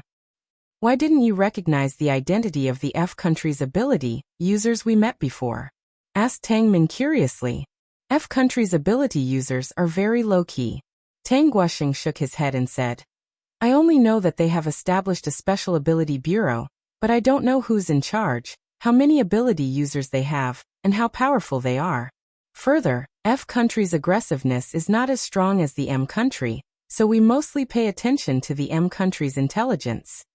Tang Min suddenly understood and looked at Tan Xiao asking, "How are we going to deal with them, Xiao?" Tan Xiao was silent for a moment and slowly said, "If Grandpa hates them, we can wipe them out without any casualties." Tang Guoxing stared blankly and asked with a puzzled expression, "Casualties are unavoidable if we fight them, no? Those M country people are not paper tigers. Don't you think your tone is too big, Xiao?" A smile outlined on the corner of Tan Xiao's mouth. His hands quickly tapped on the virtual keyboard, and a series of commands were set by him. At the same time, all the muzzles on the 20-meter-long subaquatic corvette began to adjust their positions, while the weapon propulsion furnace operated at full speed. 6 kilometers away, the cargo ship on the vast sea was slowly approaching the 2 liners that had stopped sailing. Dorit, who was on the top of the cargo ship, looked hesitant and his fingers kept stroking his chin. As for the beautiful woman standing beside him, the smile on her face had already disappeared without a trace, and was replaced by a solemn expression. "You must think about it clearly, Dorit. On the 2 Chinese liners, there were originally 4 very strong experts. Later on, 2 even stronger experts came. With the strength of the 6 of them, they can completely suppress us. We'll be the ones to be annihilated if we fight," said the beautiful woman with a cold voice. Dorit turned to look at the beautiful woman. He took a deep breath and said, "I know the enemy is very strong. I can't even deal with the original 4 experts. The 2 people who appeared later are probably stronger than me. But don't forget what kind of weapons we've equipped on this modified cargo ship. I've made up my mind to attack them as soon as we approach them." The beautiful woman was silent for a few seconds and finally nodded slowly. She naturally knew what kind of weapons were equipped on this modified cargo ship. Can the torpedoes blow up those 2 liners? Can the jellyfish torpedoes kill or severely injure those powerful guys? She was still a bit worried. "There's an old saying in China that I like very much. Do you know what it says?" Dorit shook his head. "What does it say?" asked the beautiful woman, confused. "Nothing ventured, nothing gained," said Dorit in a deep voice. "We won't get anything if we give up the plan just because we're afraid of the other party's military force. But if those Wuxia experts return to their country with the things they got from the 3-star vestige, I believe it won't take a few years for China's military force to surpass ours. By that time, they will have the biggest say. The beautiful woman opened her mouth. Just as she was about to agree with Dorrit's words, a lingering fear exploded in her heart. In fact, at this moment, all the pores on her body stood on end. Run away. Although the beautiful woman didn't know where the danger came from, she still dashed to the side of the sea in an instant. At the same time, she grabbed an iron chain on the cargo ship and forcefully twisted it, pulling a kayak away. Boom! The huge explosion created a monstrous wave. The entire cargo ship was blown up in an instant. Only a few dozen ability users of the M country's Golden Shield Special Abilities Bureau realized that the situation was not right and fled far away, while the rest were either severely injured or killed in the explosion. Inside the subaquatic corvette, Tang Guoxing and Tang Min were shocked by the attack. They learned from Tan Xiu that this was not the result of the subaquatic corvette's main cannon. If it was the main cannon, wouldn't it be able to annihilate all the enemies? The show has just begun, said Tan Xiu with a smile. I've activated the smart targeting system.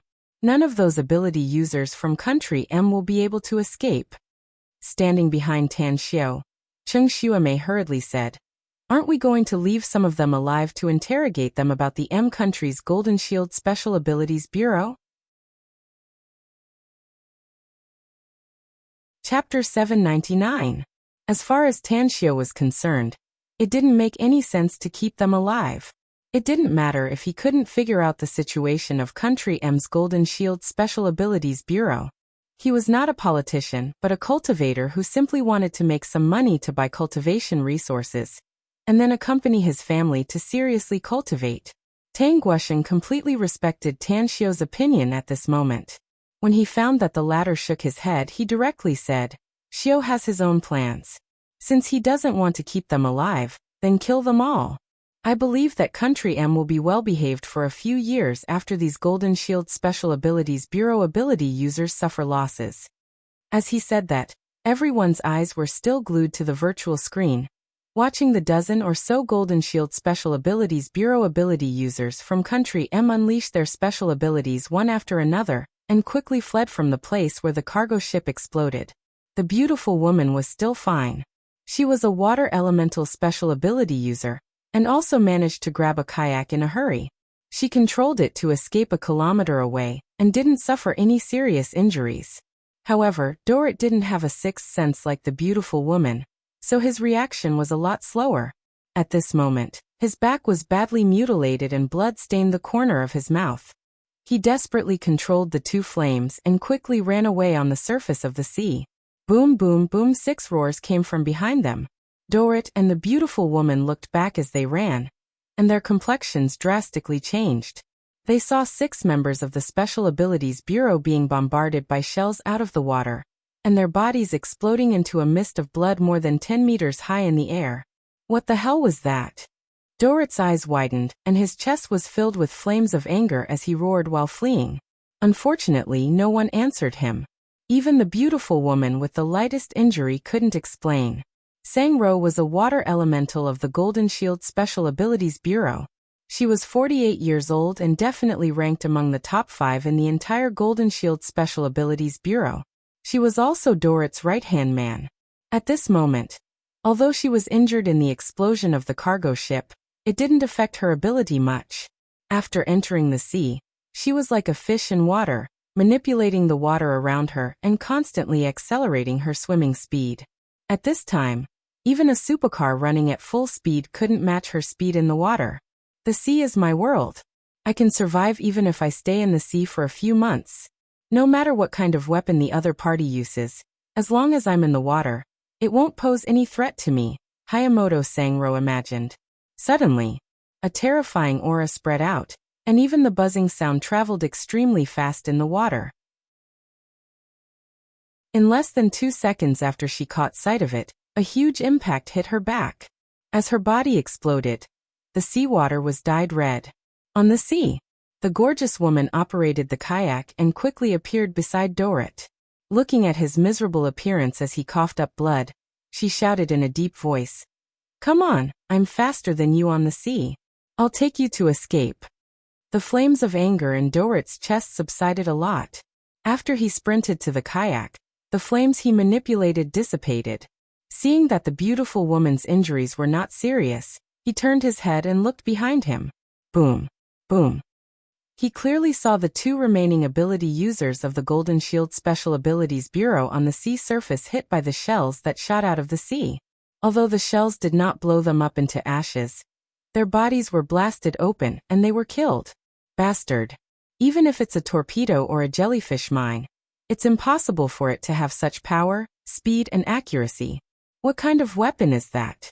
Who's the one who launched the attack on us? Dorit was almost driven crazy by the sudden appearance of the shells. His heart was bleeding as he watched the men he had trained get blown up one after another.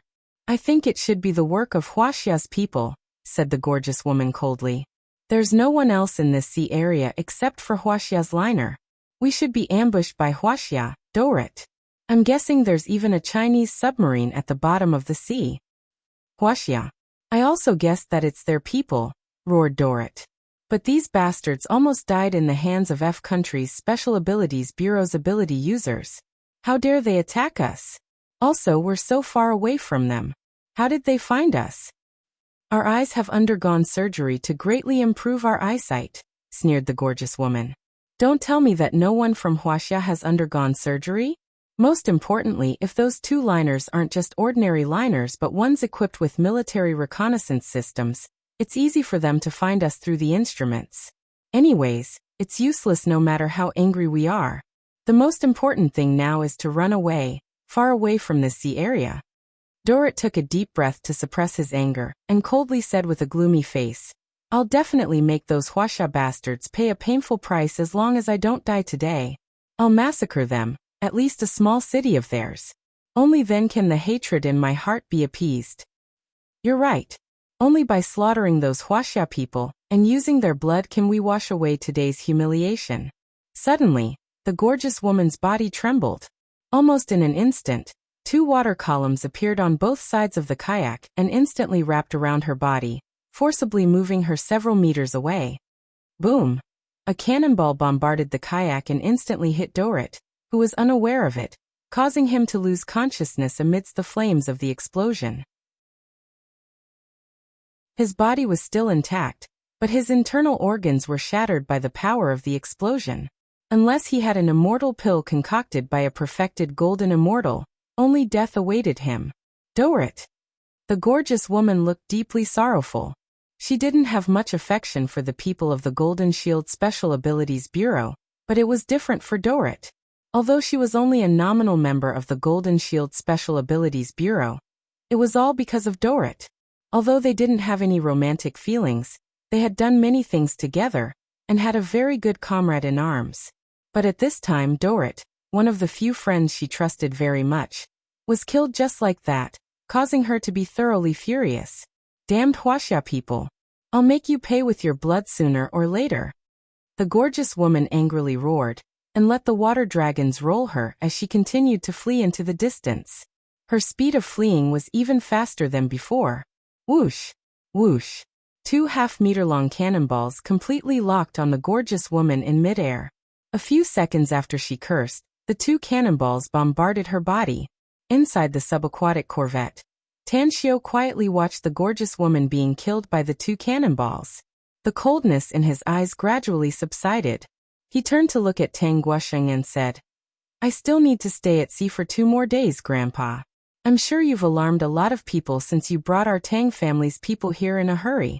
Besides, we've killed the ability users of F country and M country, and the news of their deaths will soon be known by the people of these 2 countries. Therefore, you must take our Tang family's people to leave this sea area as fast as possible and return to our country. Do we need to disclose the fact that we've killed the ability users of these 2 countries? Asked Tang Guosheng. For instance, those people above. No need to tell them directly. Tanshio shook his head and said, Duan Mulin is actually their spokesperson. Just tell him directly. I'm sure he'll not only solve our future troubles and erase all the traces, but he'll also be very excited about it. This is also our gift to him. Tang Guosheng's eyes lit up. He immediately nodded with satisfaction and said, "You're right. Let's do it. Xiao, you must pay attention to your safety after we leave. You must survive no matter what." "Don't worry." Tan Xiao nodded. "I won't fail miserably." Half a day later, Tan Xiao escorted Tang Guosheng and Tang Min back to the liner and watched the two liners disappear into the distance. Then he turned to look at Gu Xiaoxue at the side and said, "I used to feel a bit of kinship, but only your master could give me that feeling. But now I have more relatives, and this feeling is really good." An envious look flashed in Gu Xiaoxue's eyes. She was an orphan and didn't know who her parents were, whether they were dead or alive. However, she didn't care about it. What she cared about was her master, Gu Yan'er. In her opinion, her relatives were her master, and the core members of the everlasting feast hall. Relatives feeling? Gu Xiaoxue's expression suddenly moved and she asked, "Grandmaster, do you only regard my master as a relative?" "A master for a day is a father for a lifetime," Tan Xiao said with a smile. "If not relatives, then what are they?" Gu Xiaoxue's heart suddenly ached. A complex emotion was crazily growing inside her. She didn't know if it was because of her master or some other reason. In the next 2 days, Tan Xiao took Gu Xiaoxue and Cheng Xuemei back to the deserted island to continue training Cheng Xuemei. After the daily training, Cheng Xuemei gradually controlled her own power and even learned an immortal cultivation technique from Tan Xiao. The taste of cultivation made her feel intoxicated, and she even found herself addicted to it. Unfortunately, Tan Xiao didn't have much time to delay her. She was a bit reluctant when he told her that the training was over. "What should we do next?" asked Cheng Xuemei with a bit of worry on her face. "I know what you're worried about," said Tan Xiao. "After all, you still have a mission to carry out. Those people in Japan probably think that you died in the vestige. You'll definitely be questioned if you go back rashly. But don't worry. I've already thought of a foolproof plan for you." "I can still return to Japan?" asked Cheng Xuemei in surprise. "Continue the mission?" "Of course. I've arranged Kawako Yamamoto to cover for you and even help you in the future," said Tan Xiao with a smile. "Naturally, I won't let you get kicked out of the mission." Chapter 800. Tan Xiao explained, and then directly sent Kawako to Japan with the subaquatic corvette. Kawako sent someone to pick them up, and they finally returned smoothly. Tang Xiao gave her a technological product and told her to deal with the Japanese people. Of course, the technological product was very crappy and belonged to the auxiliary life category. Before parting, Tan Xiao only said one sentence to Cheng Xuemei, but he believed that Cheng Xuemei would understand. The sentence was, "From now on you Cheng Xuemei will be my Tan Xiao's person when you're alive, and my Tan Xiao's ghost when you die. Only I can make you go further on the road you'll have to walk for thousands of years to come." Early in the morning, the first ray of sunlight rose from the east as the subaquatic corvette docked near Jingmen Island's port. Due to the previous discussion with Tang Guosheng, all the people and ships near the small port had been cleared away and taken over by the everlasting feast hall's people. On the shore of the port, Duan Mulin and Tang Guosheng stood side by side while several people from the State Ability Users Bureau waited with anticipation on their faces. "Old Tang, are you sure?" Tan Xiao said today. Duan Mulin was also full of anticipation. He couldn't sleep at night ever since he learned from Tang Guosheng that Tan Xiao obtained a subaquatic corvette in the 3-star vestige. He also learned that Tan Xiao used the subaquatic corvette to kill dozens of ability users from the M country's State Ability Users Bureau, including the #1 figure of the agency, Dorit. Hence, he was eager to see the subaquatic corvette. Tang Guosheng smiled and said, "When have I ever lied?" Tang Guosheng smiled and said, "That's what Xiao told me to tell you. Don't wait here if you don't believe me." Duan Mulin quickly smiled apologetically and said, "Please don't. I may not believe anyone, but I believe you, old Tang. Let alone one day. Even if I have to wait for a year and a half, I won't even take a single step away." "Don't worry." Tang Guosheng smiled with satisfaction. Xiao had always been a man of his word, a man of his word. Who knows, he might appear in front of us in a while. His voice came to an abrupt halt at this moment. Tang Guosheng looked at the subaquatic corvette floating in the sea ahead with an excited look on his old face. He raised his arm and pointed at it, saying, "That's the subaquatic corvette. Xiao and the others are back." Duanmu Lin looked around and saw the hatch of the subaquatic corvette open, and Tan Xiao and Gu Xiaoxue coming out. He immediately took a few steps forward and shouted to Tan Xiao, "Welcome back, little Tang." Tan Xiao and Gu Xiaoxue trod on the water surface and went straight to the front of Duanmu Lin and Tang Guosheng. Tan Xiao then said with a smile, "Senior Duanmu, I feel that it's really good to come back alive. I didn't disappoint you. This time, I should be considered to have performed a meritorious deed. I brought back a big fellow. It's a pity that I didn't manage to bring the other items out. Otherwise, it would definitely bring great benefits to our Wuxia country." Duanmu Lin affectionately held Tan Xiao's hand, shook it hard and said, "It's enough, it's enough. I've learned the specifics of the subaquatic corvette from your grandfather. It's really beyond my wildest dreams. Just by relying on this subaquatic corvette, they were able to kill dozens of ability users from the Special Abilities Bureau of the M country.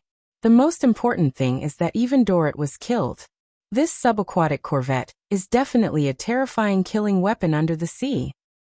"I don't know if it's a terrifying killing weapon or not," Tan Xiao said with a smile. "I only know that its weapon configuration is really good and its speed is fast enough. That's right, the environment inside is also very good. The alien race that left the vestige behind really knows how to enjoy life." "Can you take me to visit it?" asked Duanmu Lin with a smile. "Senior Duanmu, I got this subaquatic corvette from the 3-star vestige, but it's not my personal property." Tan Xiao waved his hand and said, "You represent the government, and I need to give this subaquatic corvette to the government, so you can take it." "Tan Xiao, you're a righteous person and a role model for the younger generation," said Duanmu Lin with a satisfied expression. "I'll accept this subaquatic corvette on behalf of the country, and I'm sure the reward from the country will be handed over to you soon." A smile outlined on the corner of Tan Xiao's mouth as he smilingly said, "This port is good. The Special Abilities Bureau's people will immediately withdraw and hand it over to your Everlasting Feast Hall's people," said Duanmu Lin without hesitation. "Also, the government's approval will be sent to you soon. This will be the Everlasting Feast Hall's private port in the future." "Thank you, Senior Duanmu," said Tan Xiao with a smile. "I'll tell Kongxia to take 100 boxes of God's Nectar and send them to your Special Abilities Bureau's HQ later. This is also a token of my appreciation." Good. The wrinkles on Duanmu Lin's face stretched out, and his smile was absolutely sincere. Tan Xiao looked at Tang Guosheng and asked, "Grandpa, what's your next plan? Are you going to the Everlasting Feast Hall with me? Or are you going to leave Jingmen Island with Senior Duanmu?" Tang Guosheng's keen eyes noticed a trace of strange expression on Duanmu Lin's face. He immediately said, "I won't blindly meddle in the affairs of you youngsters. I'll go with Brother Duanmu when he returns to the imperial capital." Tang Min, who was behind him, suddenly said with a smile, "I've been tossing and turning too much these days, so I'll stay in Jingmen Island and have a good rest. Xiao, you won't refuse to entertain me if Auntie stays, will you?" "Since Auntie is willing to stay, I'll naturally entertain you with the highest level," said Tan Xiao with a smile. "Senior Duanmu, we'll take our leave first. Please don't hesitate to ask if you need my help in the future." A disappointed look flashed in Duanmu Lin's eyes, but he still nodded with a smile. He thought that Tang Guosheng would choose to leave with Tan Xiao, and he would then have an excuse to go to the Everlasting Feast Hall with him. He couldn't figure out the actual situation of the Everlasting Feast Hall when he went there by himself, but he might have an unexpected discovery if he went with Tang Guosheng. What a pity. Duanmu Lin felt somewhat helpless inside. Shortly after, 4 cars left the port. Tan Xiao and Tang Min arrived at the Everlasting Feast Hall and immediately received the best hospitality. Even Gu Yan got the news and came out of the exquisite pagoda to greet him. Tang Min was very curious about Gu Yan, so she held her hand and chatted with her for a long time. She even learned a lot of things from Gu Yan and was greatly shocked. In the evening, just as Tan Xiao and Tang Min were having dinner together, Gu Xiaoxue came to the private room. She looked at Tan Xiao and said, Grand Master, Banzhou learned that you're in the Everlasting Feast Hall, and he wants to see you. Banzhou is also in the Everlasting Feast Hall? Tan Xiao was surprised. Banzhou sent 10 orphans from the northwest yesterday. Except for 2 children with bad temperament, the other 8 children have good aptitude and temperament. He originally planned to do it tonight, but he wants to see you after learning that you're here. He said that he wants to report his work to you. How many children have been adopted by our Everlasting Feast Hall? Asked Tan Xiao. Including the 8 children, a total of 62,200, answered Gu Xiaoxue. How did it suddenly increase by so much? Tan Xiao was shocked. There's a drought in the northwest, and the poorer places are even more difficult to live. Gu Xiaoxue forced a smile. Therefore, there's a phenomenon of people selling their children in private. The government has been trying to solve the problem there, but there are too many people who need help, which makes the lives of many homeless children more difficult. Even the children from more than a dozen orphanages have been taken out by Banzhou's team through special means. Do we still need to take out the children from the orphanages? Tan Xiao was confused. Those orphanages are about to close soon. If we don't accept those children, I'm afraid those children will become homeless sooner or later, said Gu Xiaoxue. As a matter of fact, those orphanages are private orphanages donated by the society, and they are adopted by some warm-hearted people. Have all the traces been cleaned up? Tan Xiao suddenly understood and nodded. When Banzhou's team reported to me, I realized that such a large number of orphans would be noticed by some people with ulterior motives, said Gu Xiaoxue. So, I sent a group of elites of our Everlasting Feast Hall to wipe all the traces. Even if someone wants to investigate, they will lose the direction. Tan Xiao took a deep breath and looked at Gu Xiaoxue, saying, Bring Banzhou here. All right. As Gu Xiaoxue left the room, Tang Min asked in surprise, Xiao, why did you adopt so many homeless children? To nurture, train, and form an army of cultivators, answered Tan Xiao. Why did you form an army of cultivators? Asked Tang Min in amazement. Don't tell me you really want to dominate the world? Tan Xiao shook his head and smilingly said, Auntie, do you think your nephew only has such a goal? Dominate the world? Hee hee. Wait until my strength improves to a certain level in the future. I can make the entire earth explode with just a sneeze. Haven't you already learned about the existence of the immortal world from Yan? These children I've trained will be good helpers to follow me to roam the immortal world in the future. Tang Min fell into silence for a few minutes before she asked with a bit of expectation. Do you think Auntie has any hope of going to the immortal world, Xiao? It's naturally not a problem in the future if you're interested, said Tan Xiao with a smile. If worst comes to worst, I'll deceive the heavenly Tao laws in this world, and the entire Tang family can follow me to the immortal world. That's great. Tang Min clapped her hands and exclaimed excitedly. Auntie, it's best not to tell Grandpa about what you know, said Tan Xiao with a smile. After all, this is no trivial matter. Once it's leaked, I'm afraid it will bring unnecessary troubles to our family. I'll make arrangements for the Tang family in the future. All right. I'll keep it in mind. Tang Min quickly replied. Quickly. Banzhou came to the room in a hurry and looked at Tan Xiao as he excitedly called out. I finally get to see you, boss. I went to Shanghai a few days ago, but I learned that you weren't in Shanghai. Tan Xiao smiled and waved his hand. After Banzhou sat down next to him, he smilingly said, You've been working hard these days. I'll give you a target. You'll stop when the number of adopted children reaches 80,000. I'll have other arrangements for you and Dingzi at that time. Chapter 801.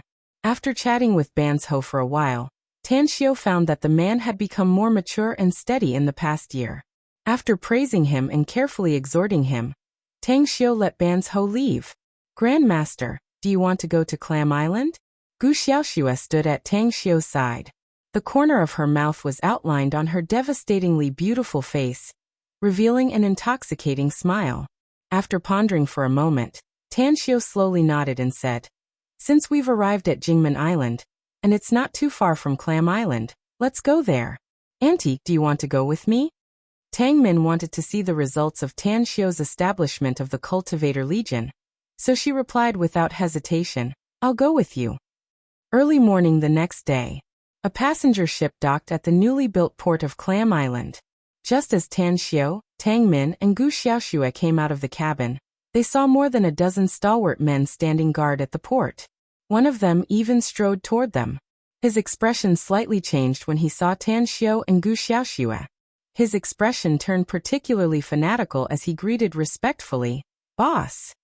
Tan Xiu nodded with a smile and asked, "Who's in charge of Clam Island now?" "It's Yuan Yi," answered the man. Tan Xiu nodded and asked again, "How's the construction of Clam Island? Where are the children being settled?"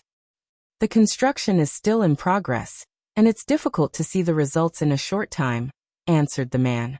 "As for the children, they are all in the southern peninsula.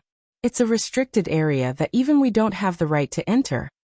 "All right, I'll go to the southern peninsula to take a look," said Tan Xiu. "Understood." The man nodded respectfully and quietly retreated to the side. Tan Xiu took Tang Min, and didn't fly there. Clam Island was currently under construction, so they slowly approached the southern peninsula along the coastline. Whoosh! Whoosh! Two ghostly figures silently sprang out from the thicket. Along with a looming killing intent, two stalwart men appeared in front of Tan Xiu's group. Presumptuous! Gu Xiaoxue took a step forward and berated in a deep voice. When the two strong men saw that it was Tan Xiu and Gu Xiaoxue, the murderous aura they emitted instantly disappeared without a trace. Their expressions became somewhat frightened, and they hastily saluted respectfully. Tan Xiu waved his hand and lightly smiled. "It's their duty. Don't blame them. Inform Yuan Yi to immediately gather all the children. I need to see them." "Yes," one of them answered and instantly disappeared on the spot. The other person quickly led Tan Xiu and the others into the forest and approached a wall that was 2 to 3 meters tall. They jumped over the wall and entered a wide area. On this flat ground, there were many 1-meter tall bluestones. They were so densely packed that it was impossible to count how many there were. A few minutes later, Yuan Yi, who was wearing a black exercise suit and had his long hair tied with a rope, sprinted to the front of Tan Xiu and the others as fast as he could and respectfully called out, "Boss." Tan Xiu nodded and said with a smile, "You are Yuan Yi? What's your current cultivation level?" "Middle stage of foundation establishment," answered Yuan Yi. "Not bad, but you need to keep working hard." Tan Xiu nodded and said, "You must have a high status in the Everlasting Feast Hall since you can be assigned here. According to the reward rules, the first 10 cultivators to break through to the Golden Core stage will be rewarded handsomely. Work hard and strive to be one of the top 10. Yuan Ye's eyes gleamed as he firmly said, "This subordinate will definitely do his best." Tan Xiu flicked a spirit-amassing pill and lightly smiled. "Don't tell others that I'm giving you special treatment. Just work hard. Whether you can become my right-hand man in the future, or be stepped on by others, it all depends on your own efforts." "Thank you, boss. I will." Yuan Yi was a bit excited. It must be noted that the Everlasting Feast Hall's medicinal pills were very important cultivation resources, and it was not easy to get one. 10 minutes later, Tan Xiu finally knew the reason for the large number of bluestones placed in this spacious area. Silhouettes came from the direction of the short buildings in the north. Like a long dragon, groups of skinny and small children, under the lead of dozens of strong men, quickly ran through the neatly arranged bluestones. They seemed to know which bluestone belonged to them as they climbed up the bluestone and stood straight with their heads held high. Tan Xiu's spiritual sense swept over, and was surprised to find a total of 62,200 bluestones, with a child standing on each bluestone. Interesting. Through his spiritual sense, Tan Xiu found that there were dozens of children less than 3 years old, escorted by the stalwart men and placed them on the bluestones. "All the children are here, boss," said Yuan Yi respectfully. Tan Xiu nodded in response. As he lifted his feet, the 62,200 children looked at him, as if he was walking on a flight of stairs. He walked higher and higher in the air, and finally arrived in front of the first row of bluestones in the north. Standing tens of meters in the air, Tan Xiu looked around and nodded with satisfaction. Some of you know who I am and some don't. But I'll introduce myself to you now. I hope you'll remember me and keep me firmly in your hearts. I'm Tan Xiao, the boss who provides you with food and clothing, as well as your living and learning. From today onward, you'll only address me with one word, boss. From today onward, remember my name, remember my identity, and remember the most important thing. I, Tan Xiao, will be the only person you'll be loyal to in this life. While speaking, Tan Xiao quietly released his own aura. Although it was only a weak oppressive aura, it still made the 62,200 children's faces change. What they didn't know was that Tan Xiao had used some special means to deeply engrave his image in the hearts of these children. Soul imprint technique. It was an extremely common technique in the immortal world, but it was very useful in subduing subordinates. Half a minute later, Tan Xiao retracted his aura and nodded with satisfaction. Take them back, Yuan Yi. I'll leave them to you to take care of later. Whether it's their living, learning, or cultivation, they must progress according to the current military academy's management model. If you don't understand the military academy's management model, I can ask Wolfhead to come back from Nine Dragons Island to help you. Yuan Yi floated over and respectfully said, I know the training model of the world's armies, boss, but I don't know much about the military academy's management model. I'll inform Wolfhead to come and help you for the time being, said Tan Xiao. Yuan Yi replied and then began to issue orders. The 62,200 children were immediately taken back by the dozens of big men. Tang Min looked up at Tan Xiao, who was hovering in the air. Her eyes were full of splendor. Everyone had fantasized about having a pair of wings and being able to fly freely in the sky like a bird. Even though Tang Min now had a very high status, she had also fantasized about it countless times. I must cultivate. I must become a powerful martial cultivator. Tang Min's recent experiences and knowledge had constantly changed her state of mind. Looking at Tan Xiao's stalwart figure, she clenched her fists and secretly made up her mind. 2 days later, Tan Xiao stayed here to contact the children and understand their problems. Using both carrot and stick, the children had a deeper impression of him. At the same time, Tan Xiao also met the 5 children, Tang Jin, Tang Mu, Tang Shui, Tang Hua, and Tang Tuesday. To his surprise, these 5 children were able to sense qi and could even control the qi flow inside their bodies. They were at the first or second stage of qi refining. Speak. Are there any unsolved problems in training these children here? Before leaving, Tan Xiao looked at Cheng Yi and asked with a smile. There are 3 problems in total, said Cheng Yi. First, the identity of these children is highly confidential, so ordinary people have no way to get in touch with them. Especially those young children. There are dozens of them who still need to drink milk. Although we have dozens of people here, it's too much of a headache to be a father and a mother. Tan Xiao thought for a moment and slowly nodded. We can temporarily send those under the age of 3 to a nearby place, and then hire some good-natured nannies to take care of them. Second, we have a serious shortage of logistical supplies. Cheng Yi nodded and said, We're almost unable to support the food supply for more than 60,000 children. The problem of feeding more than 60,000 children is that even if some food is sent over, the rate of consumption is too fast. That's easy to handle, said Tan Xiao. Xiaoxue, after you go back, send some people to set up a logistical supply fleet to transport living supplies here. Understood. Gu Xiaoxue nodded. Boss, we only have dozens of instructors here, said Cheng Yi again. It's really difficult to train the children according to the military management model. Can you send another group of people here? It's not a problem to send some people here. Tan Xiao shook his head and said, but the most important problem now is that our everlasting feast hall has too few core members. Once we send outsiders here, our most secretive plan will face the danger of being leaked. Cheng Yi spread his hands and said, then what about here? Tan Xiao raised his hand and said, how many people do you think will be sent here if I send you some people? 200 people, said Cheng Yi immediately. At least 200 people. Only then can we solve the problem of the shortage of instructors here. Tan Xiao shook his head and said, it's impossible to send 200 people. Give me some time. I'll send 100 people in 2 months at most. However, I need you to send some people to train them for 3 months. Are they not from our everlasting feast hall? Asked Chengyi quickly. Not yet, but they will be soon, said Tan Xiu lightly. 62,200 former orphans would become Tan Xiu's most loyal men in the future, as well as the foundation for him to return to the immortal world.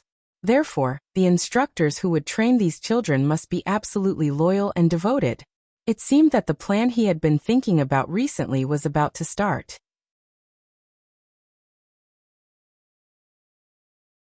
Chapter 802. Tan Xiu originally had 2 plans in the near future.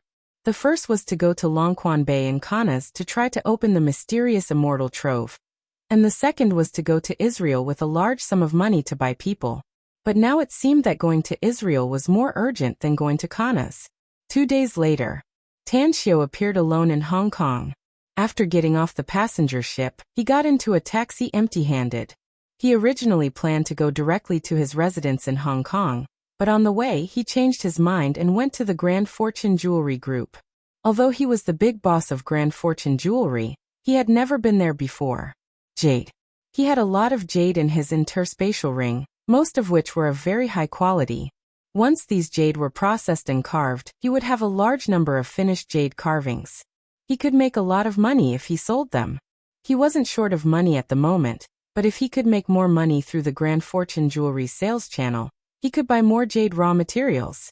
Central, located on the north coast of Hong Kong, was the commercial, financial, and banking center of Hong Kong. It was also the decision-making and power center of the SAR government.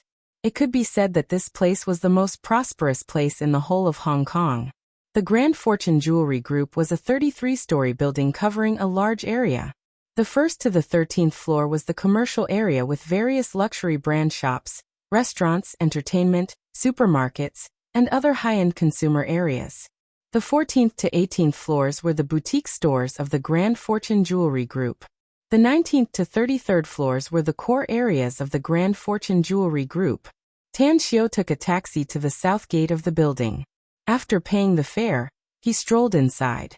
After checking the signs inside, he took the elevator straight to the 14th floor. Welcome. For hostesses in cheongsams with curvaceous figures bowed one after another. The smiles on their beautiful faces were very sweet.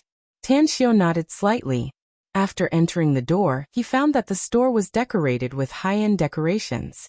The staff was not bad, but the number of customers was also quite high. He even saw a member of a tour group looking at the gold, silver, jewelry, jade, and jadeite inside under the guidance of a tour guide. Hello, sir. How may I be of service to you? A smiling female shop assistant in a black suit came up and asked.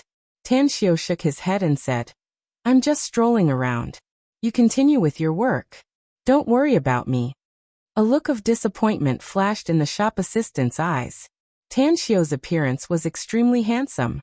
Even at first glance, it made her heart beat faster by half a beat. In addition, Tan Xiu was wearing famous brands. She felt that he should be the 2nd generation of a rich family, or even the 3rd generation of a rich family. I don't have a boyfriend. The shop assistant muttered in her heart and left reluctantly. Tan Xiu didn't know what the shop assistant was thinking. With a leisurely mood, he strolled around the store on this floor. He found that the items sold were very ordinary. The most expensive piece of jewelry was only a few $100,000. 15th floor. When Tan Xiu arrived, he found that the prices of the items here were higher. There were even a few platinum diamond rings that were worth more than $1 million. Afterward, he looked at the items on the 16th and 17th floors. He found that the higher he went, the more expensive the items were. Especially on the 17th floor. Although there weren't many items, there were more than a dozen of them that were worth more than $10 million. Hello, sir. The 18th floor is the VIP area of our Grand Fortune Jewelry. May I ask if you're a VIP of our Grand Fortune Jewelry? 2 big men in black suits stopped Tan Xiu at the elevator door, while a beautiful woman at the counter next to them asked politely. No. Tan Xiu shook his head. Then, are you a staff member of our Grand Fortune Jewelry? Asked the woman again. You can say so. Tan Xiu thought for a while and said. If you're a staff member of our Grand Fortune Jewelry, you'll need to swipe your work card to go upstairs, said the beautiful woman with a smile. I don't have a work card. Tanxiu shook his head and forced a smile. The woman looked blank for a moment before she immediately said with a smile, You must be joking, sir. Every staff member of our Grand Fortune Jewelry has a work card. You won't be able to go to the upper floors without a work card. Tanxiu fell into silence for a moment and curiously asked, Are the gold, silver, and jewelry on the 18th floor more expensive? The price is indeed higher, said the beautiful woman. A disdainful look flashed in her eyes as she spoke. Although she concealed it well, Tanxiu's sharp eyes still caught it quickly.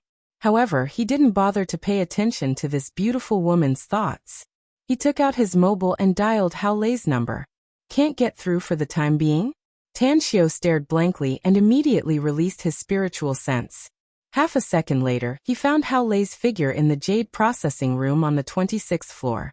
At the moment, she was concentrating on carving a fist-sized jade stone, while her mobile phone and 2 palm-sized notebooks were placed on the table nearby. Tanxiu looked at the beautiful woman and said, I'll have to trouble you to inform the person in charge here, Hao Lei. Tell her to come down. By the way, she should be on the 26th floor. The beautiful woman looked at Tanxiu with a strange expression. The smile on her face faded a lot and said, Have you made an appointment with our general manager in advance, sir? No. I just came to Hong Kong, so she doesn't know. Tanxiu shook his head. The beautiful woman was silent for a moment, and then said with an apologetic look, I'm sorry. I don't have the right to contact her since you haven't made an appointment with our general manager in advance. Sir, if you want to buy gold, silver, and jewelry from our store, there are many good things on the 17th floor, many of which are very expensive. Tanxiu let out a wry smile. He turned around and walked to the chair on the side and sat down, saying, Forget it. I'll inform her myself. Just do your thing and don't mind me. The beautiful woman frowned and looked at Tanxiu for a long time. Finally, she secretly shook her head. She could recognize most of the young masters from the aristocratic families in Hong Kong, but she was sure that she had never seen Tanxiu before. Furthermore, he seemed to have just arrived in Hong Kong, so he shouldn't be a Hong Kong native. There must be something fishy going on. The beautiful woman turned her head and looked at the 2 big men in black suits.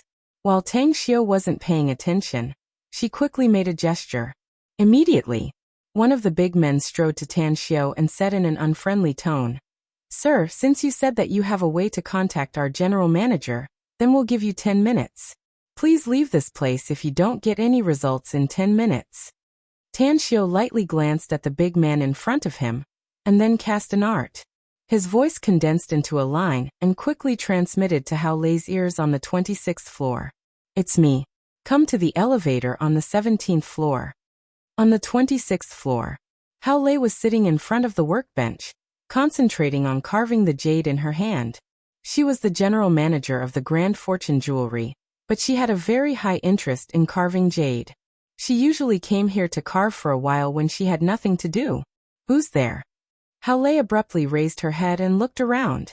She found that other than some busy staff, no one was looking at her, and no one was talking to her. That voice, it's a bit familiar. Hao Lei was sure that she wasn't hallucinating, but she couldn't remember whose voice it was no matter how hard she racked her brain. I'm Tanxiu. Just as her head was filled with confusion, the voice once again rang in her ears. In an instant, Hao Lei abruptly jumped up from her chair, her eyes bursting with light. Almost without hesitation, she put down the jade and carving knife in her hands, and took off her work clothes as fast as she could. Then, she rushed toward the elevator with big strides. She finally understood why she felt that the voice was a bit familiar. It was the voice of the big boss. She was even more clear that the big boss could transmit sound over a long distance. At the elevator on the 17th floor, a young man with an obsequious smile followed a hot and beautiful girl.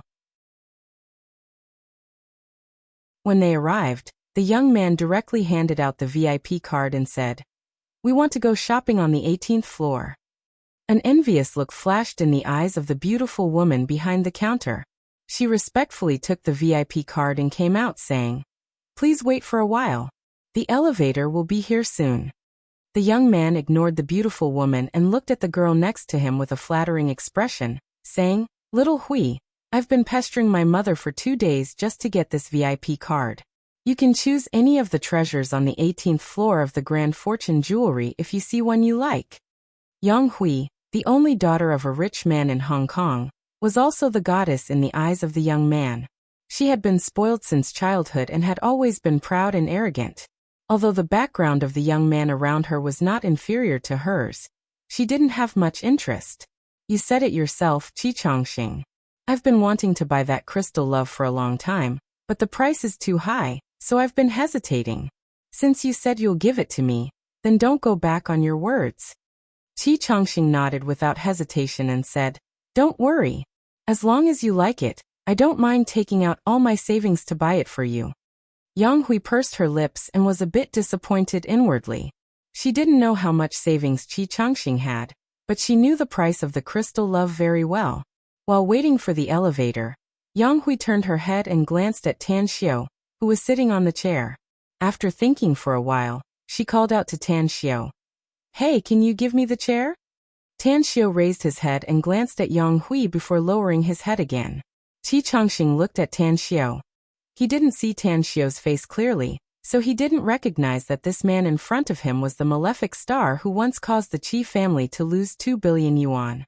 In order to show off in front of his goddess, he immediately walked over and kicked Tan Xiao's calf, saying, "Hey buddy, don't you need to be a gentleman in front of a lady? Please let me have a seat." Tan Xiao raised his head again and indifferently said, "What if I don't want to be a gentleman?"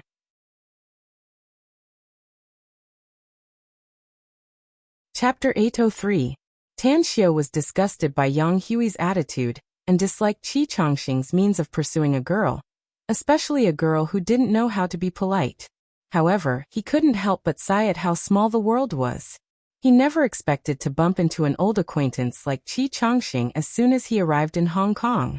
Chi Chongqing's words had just come out when he saw Tan Xiao's face. The words that were about to come out of his mouth were swallowed back into his stomach in a flash, and even his calves couldn't help but shiver. Fiend? At this moment, Chi Chongqing regretted it so much that his intestines turned green. Never in his wildest dreams did he expect that he would run into a living evil star like Tang Xiao here. What scared him the most was that he had kicked him lightly just now. "What about me?" asked Tan Xiao indifferently. "Are you not satisfied with my answer? Or do you think you kicked me too lightly just now?" Chi Chongqing's heart turned cold in an instant. He would have knelt down before Tan Xiao if it weren't for his goddess. Squeezing out a smile, Chi Chongqing respectfully bowed and said, "Mr. Tang, Chongqing absolutely doesn't dare to have any dissatisfied thoughts. Had I known it was you, I wouldn't have dared to kick you even if I had the courage to do so. Please be magnanimous and don't stoop to my level." Tan Xiao shook his head and sighed. "Why do you never learn from your mistakes? Was the previous lesson too light?" "I've never done anything out of line since we parted ways in Hong Kong, Mr. Tang," said Chi Chongqing bitterly. "It's just that I like Xiao Wei, so I just wanted to perform better." Tan Xiao could understand Chi Chongqing's thoughts, but he didn't approve of his means of pursuing a girl. He lightly said, "Pursuing a girl doesn't depend on material or money.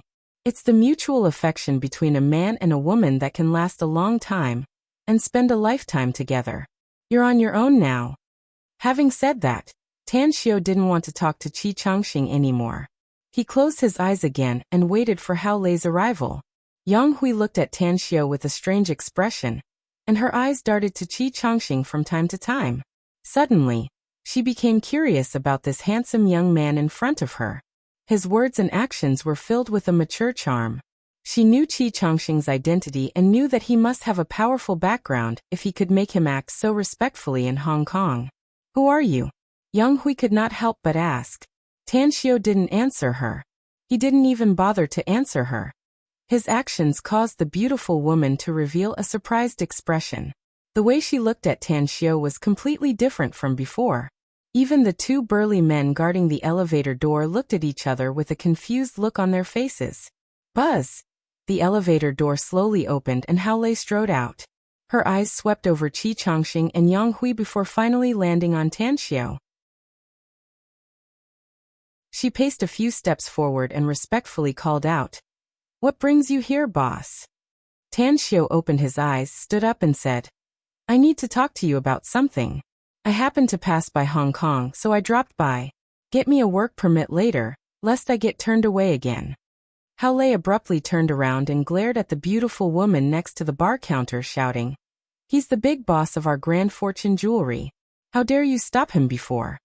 The beautiful woman's pupils shrunk, and the hairs all over her body stood on end.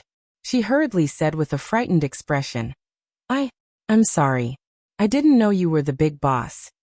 "It's all right. You can't be blamed for not knowing." Tan Xiu waved his hand and said, "It's your duty to stop people who don't meet the standards. Hao Lei, please don't blame her. All right, let's find a quiet place and talk about something." Hao Lei quickly nodded and ignored the beautiful woman. She led Tan Xiu into the elevator and then pressed the button for the 33rd floor.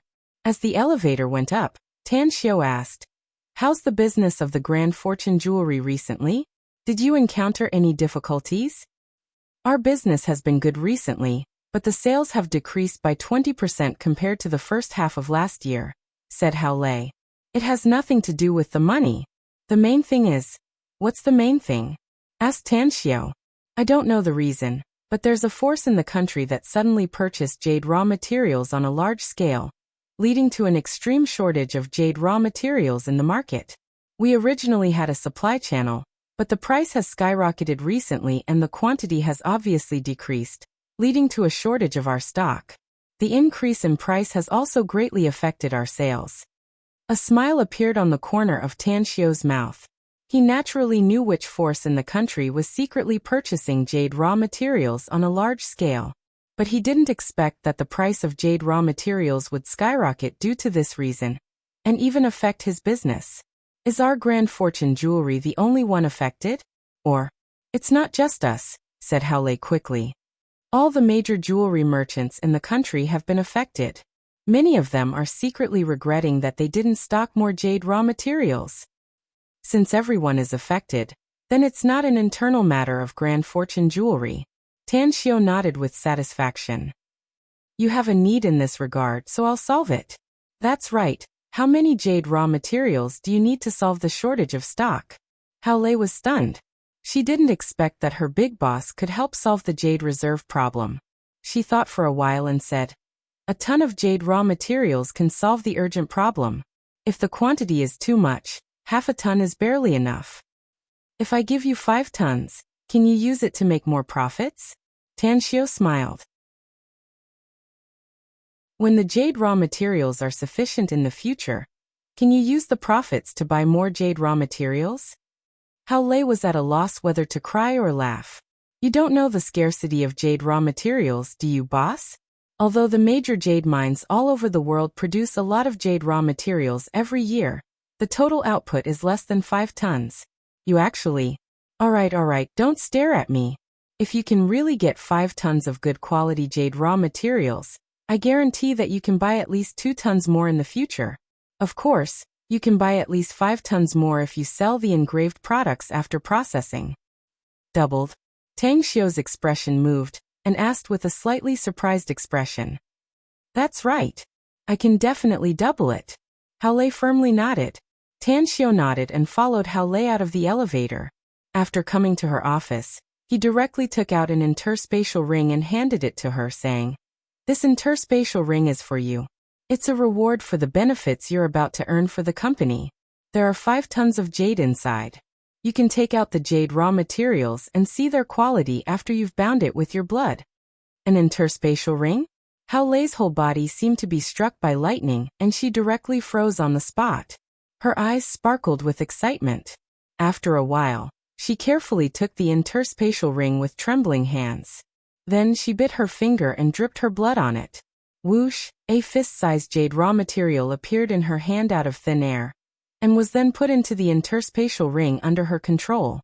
After repeatedly testing it more than a dozen times, she excitedly said, "I just observed it with my spiritual sense and found that there are indeed a lot of jade raw materials inside, boss. That's great. The reputation of our Grand Fortune Jewelry will definitely be greatly improved with these jade raw materials. and we'll be able to obtain more benefits in a short time. The quality is really good, isn't it? Asked Tan Xiu with a smile. Very good. Hao Lei firmly nodded and said, though it can't be compared with those top-grade jade raw materials, it's still considered as top-grade jade raw materials. I'll immediately contact all the carving masters and have them carve the finished products day and night. You'll see what happens next, said Tan Xiu. I'll give you 3 months to buy a batch of jade raw materials with the money you get from selling the jade wares. Do keep in mind that the market price is very high, so try to suppress the price and maximize the profits. No problem, Hao Lei solemnly replied. Tan Xiu suddenly recalled something and asked, what's the most valuable item in the VIP area on the 18th floor of our Grand Fortune jewelry? How valuable is it? It's a blue crystal named the Heart of the Ocean, said Hao Lei with a smile. This blue crystal is the size of a baby's fist and has a blue color all over. It was carved by the most outstanding carving master in Hong Kong in 6 to 10 years, and it's also the signature treasure of our Grand Fortune jewelry. As for the price, it's priced at 1,888,888,888 million. Some super rich people in Hong Kong want to buy it, but they eventually flinched after seeing such a high price.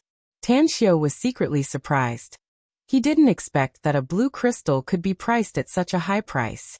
After thinking for a while, he slowly said, take me to have a look.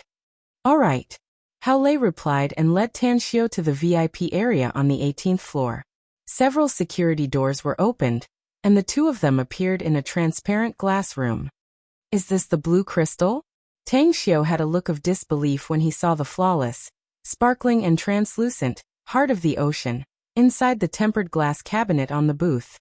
Hao Lei didn't notice the strange expression on Tan Xiu's face. She looked at the Heart of the Ocean and couldn't move her eyes away. She gently nodded and said, that's right. This is the Heart of the Ocean. Rumor has it that it was fished out from the sea by a country Y, but I don't know how exactly it was fished out. You can give it to your beloved girl if you like it, boss. I'm sure every girl will love it. Give it to a girl I like? Tan Xiu nearly coughed up a mouthful of blood. He glared at Hao Lei and nearly cursed her for having eyes, but failing to recognize Mount Tai, and recklessly wasting God's gift. What is this? This is a treasure that immortals yearn for. And it's something that countless top immortals are looking forward to getting. Once this thing appears in the immortal world, it will definitely set off a bloody battle for it.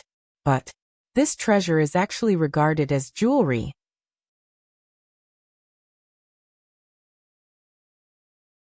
Chapter 804.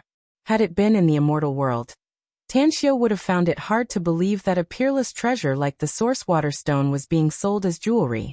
But this was Earth, and Tan Xiu had seen too many peerless treasures being sold as ordinary items by the secular world. Where can I buy this thing? Tan Xiu took a deep breath and turned to look at Hao Lei.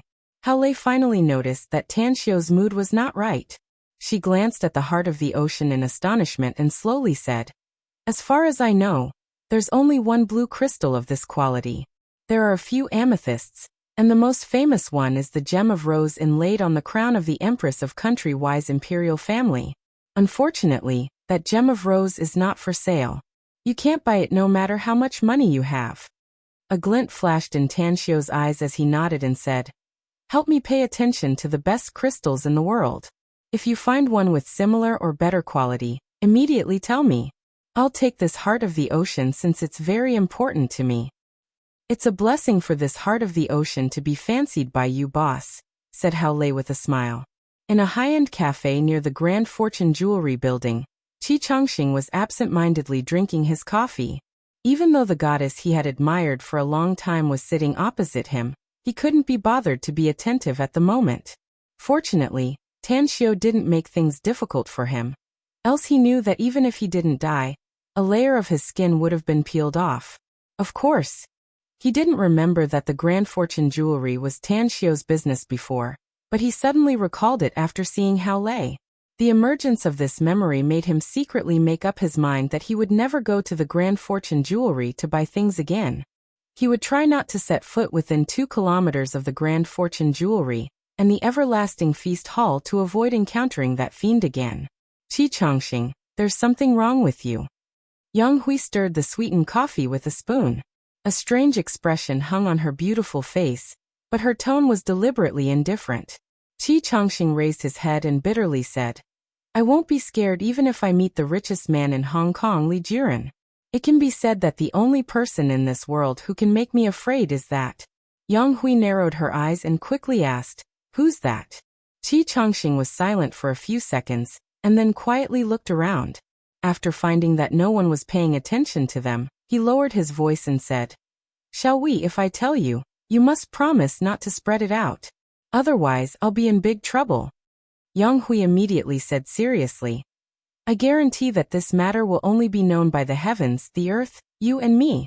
No one else will know about it. His name is Tan Xiao, the big boss of Grand Fortune Jewelry and the Everlasting Feast Hall, said Qi Chongqing in a low voice. You should know about Jiang Yu, Chen Fei, and Du Yang, right? Yang Hui's eyes instantly turned round and she exclaimed, Something happened to some of their businesses last year. I heard that they offended some very powerful people and got into big trouble in the end. Oh right, there's also your Qi family. Don't tell me he did it? Of course it was him, said Qi Chongqing with a forced smile. I'm afraid he's the only one in China who can do it. My Qi family only lost 2 billion yuan, but the other 3. Alas, let me tell you something. The 4 of us offended Tan Xiao and lost at least 20 billion yuan. Gasp. Yang Hui knew what 20 billion yuan meant. Even if her Yang family was a big family in Hong Kong, and had many businesses in other places, their total assets were less than half of 20 billion yuan. At dusk, after Tan Xiao and Hao Lei had dinner together, Mo Ao rushed to Hong Kong with 10 guards. After calling Tan Xiao, Hao Lei drove him to Hong Kong's airport. Do you want me to go with you, boss? Asked Hao Lei with an expectant look in her eyes. Forget it. Tan Xiao shook his head and smilingly said, Just stay in Hong Kong and try to process those 5 tons of raw jade as soon as possible and then sell them. I'm afraid I'll need a lot of raw jade in September, so I hope it won't delay my business. No problem. Hao Lei nodded. It took 6.5 hours to fly from Hong Kong to Tel Aviv. They took off at 8 a.m. and arrived in Tel Aviv at about 3:30 a.m. Since Tan Xiao used the small notebook, none of the passengers who took the flight that night were able to board the plane. There were only 12 people on the plane, including Tan Xiao. Tel Aviv was the second largest city in Israel, and a modern international metropolis with a population of about 400,000. It was bordered by the eastern Mediterranean Sea, and had an urban area of 51.76 square kilometers. The labor camp 1319 was not located in downtown Tel Aviv. It was located in Bat Yam, one of the surrounding urban agglomerations. Bat Yam only had a population of a few 100,000 people, but its economic level was quite good. Although it was slightly worse than the third-tier cities in China, it was still comparable to some of the counties under the municipalities. Labor Camp 1319 was located more than 10 kilometers southeast of Bat Yam. It covered a large area and looked like a sturdy castle from the outside.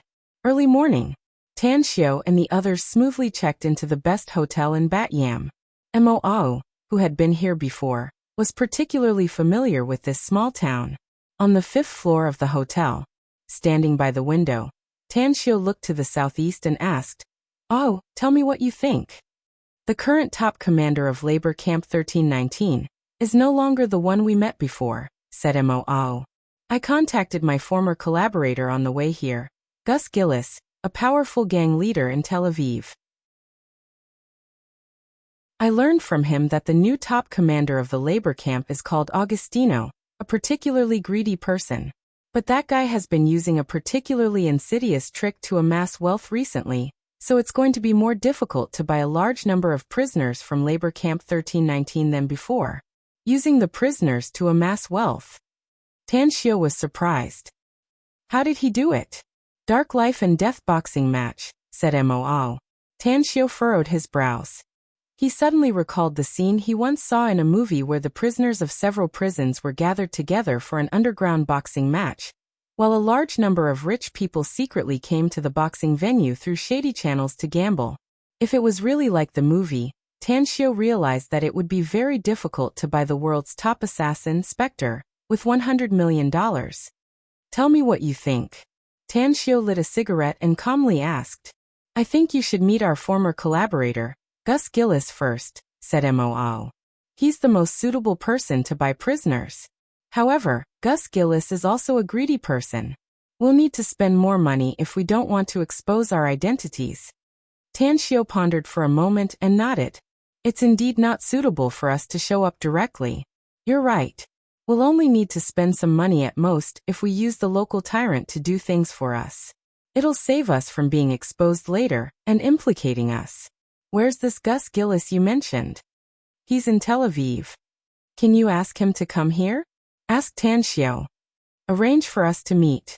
No problem, said Moo with a smile. Gus Gillis may not know our specific identities, but he's well aware of our strength.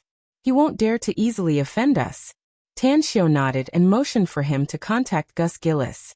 He then silently pondered about the matter. He brought a total of $1 billion this time, but he had no idea how many prisoners he could buy. However, he needed to consider another matter. If $1 billion couldn't buy 100 powerful prisoners, then he would have to implement another plan. However, this plan was somewhat dangerous, and the slightest carelessness would lead to the Tel Aviv government's armed suppression. Furthermore, he had to meet the prisoners before he bought them. If possible, he decided to enter the prison as a prisoner first. After he selected the prisoners he wanted to buy, he would discuss the deal with the prison's top officer, Augustino. In the afternoon, four black SUVs roared and arrived at the hotel where Tanxio was staying.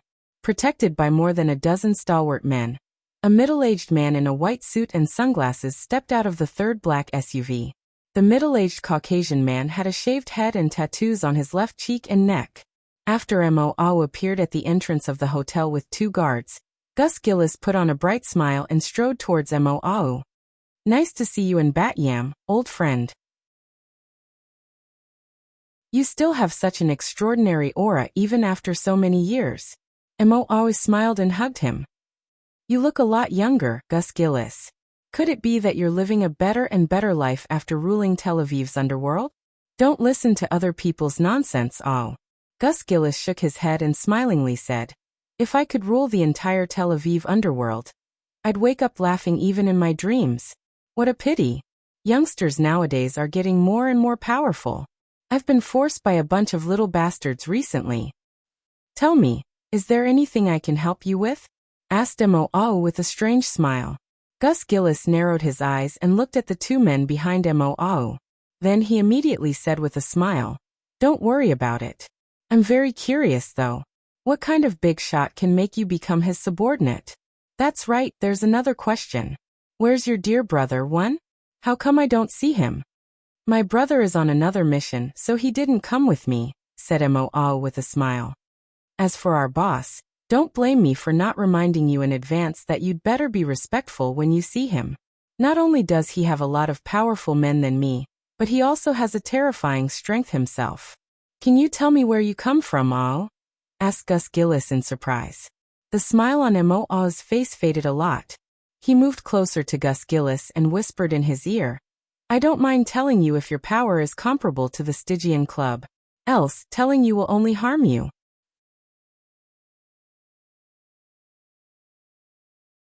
Chapter 805. Gus Gillis had seen a lot of powerful people, and also met many people he couldn't afford to provoke.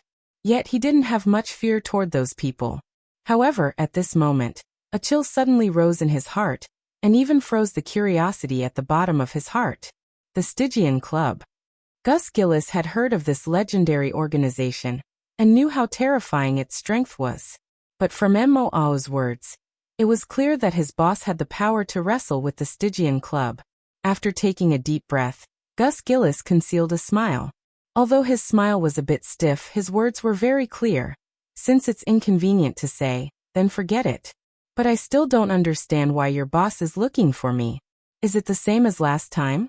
Are you targeting some prisoners in Labor Camp 1319? Don't worry, Gus Gillis. You'll naturally know my boss's intentions when you see him, said Moo. A few minutes later, Moa brought Gus Gillis to the guest room where Tan Xiao was staying. Although Gus Gillis was surprised by Tan Xiao's young age, he was still quite respectful. After exchanging some pleasantries with Tan Xiao, he then asked about the doubt in his heart. Boss Tang, I don't think you just want to chat with me since you called me here, right? If there's anything you need my help with, I'll never refuse as long as it's within my ability.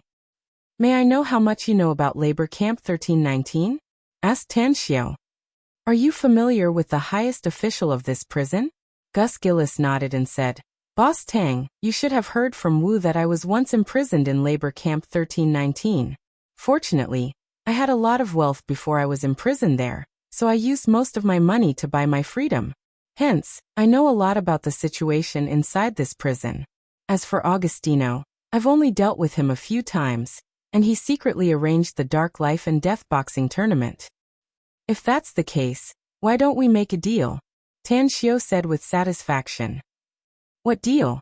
Asked Gus Gillis. I'll pay you $20 million for your hard work, said Tan Xiao. Help me buy a batch of prisoners from Labor Camp 1319. Also, you need to find a way to get me inside. Give me a week. I'll give you the names of the prisoners in a week. Gus Gillis was surprised. You want to buy a batch of prisoners from there? And not just one? Tan Xiao lightly said, I don't need to travel thousands of miles to come here personally just to buy a prisoner. I want to buy a batch, and the number must not be less than 100. Impossible, Gus Gillis bluntly shouted. Even if Augustino is the highest-ranking officer of Labor Camp 1319, he wouldn't dare to sell so many felons to you. Not to mention 100 people. Even if there were a dozen of them, I'm afraid he wouldn't have the guts. Tan Xiao frowned and said, He doesn't have enough power? Or does someone above him control him? Given Augustino's authority, it's not a problem to sell dozens of felons, said Gus Gillis. But the crux of the problem is, the prisoners in Labor Camp 1319 are all extremely terrifying felons. Just a few of them can cause great harm to the society if they are casually released. Augustino does regard money as his life, but he's not someone who will easily court death. You mean, Augustino is afraid that if he sells too many prisoners, they will eventually cause trouble for him once they do something big outside? Asked Tan Xiao. Is that right?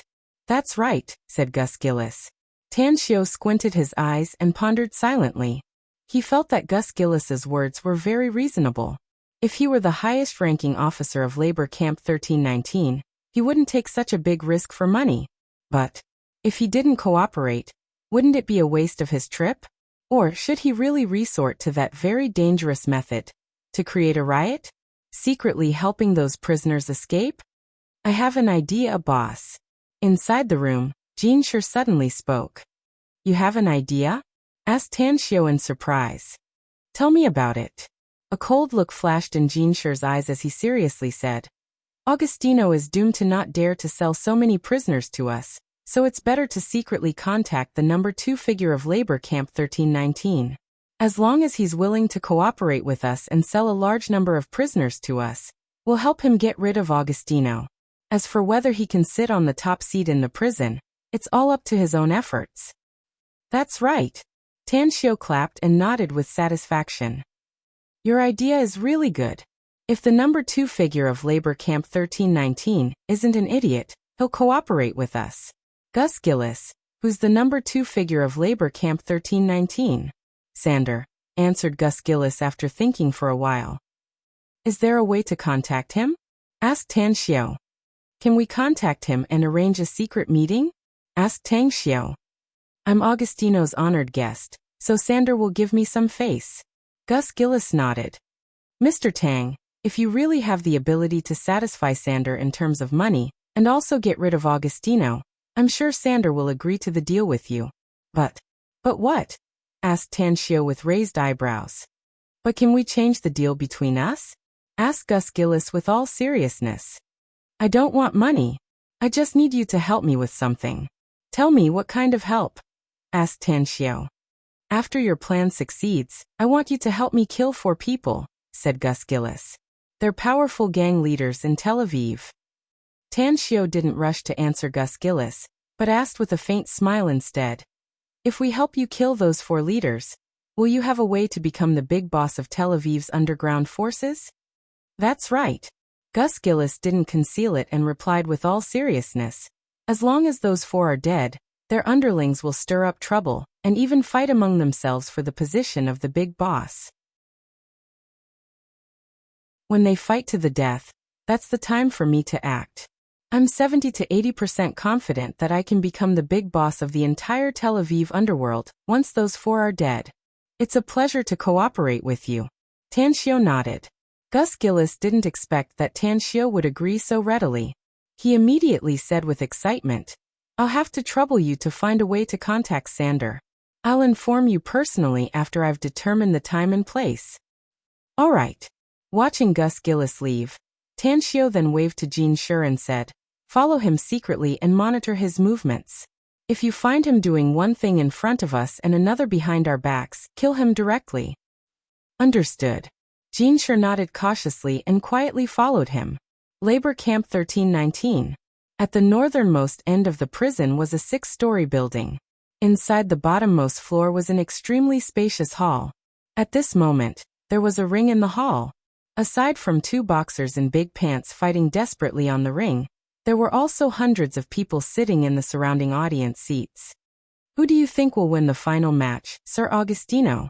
A foreign man in a suit and shiny leather shoes comfortably smoked a cigar, and casually asked while puffing out a cloud of smoke. As the highest-ranking officer of Labor Camp 1319, Augustino still replied with an obsequious smile, Mr. Newvale, Meat Grinder No. 3 and Grim Reaper Sickle No. 6 are very powerful experts in our prison. Meat Grinder No. 3 has a record of 4 wins, while Grim Reaper Sickle No. 6 also has a record of 4 wins and 1 draw. That's why I can't guess who the final winner will be when they fight. Pointing to Death Scythe, Zinvari slowly said, I think the final winner will be that Death Scythe. He hasn't taken out the weapon he's good at up until now, and his opponent hasn't pressured him too much. As for Meat Grinder, haven't you noticed that he's very strong, but his speed is too slow? Augustino nodded thoughtfully and said, I think Mr. Zinvari is right. I hope he can win the best match. Otherwise, I'll lose all the money I've invested. Zinvari was an arms dealer who controlled various channels of arms trafficking in Israel, and even had a very close relationship with the state.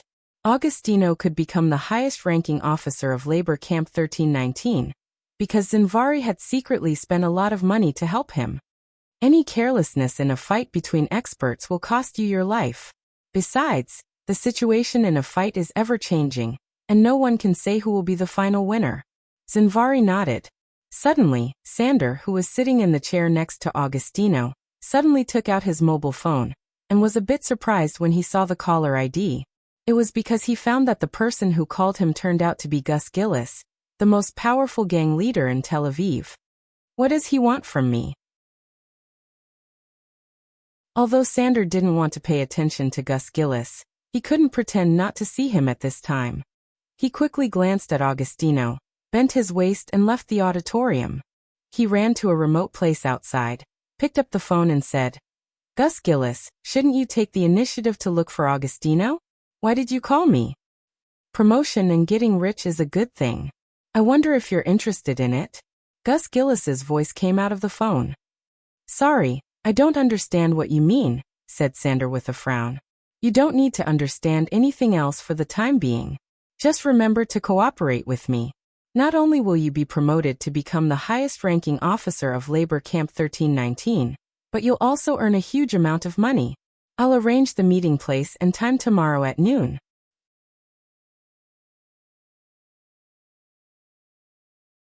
Chapter 806. Sander held the phone in his hand, his eyes shining.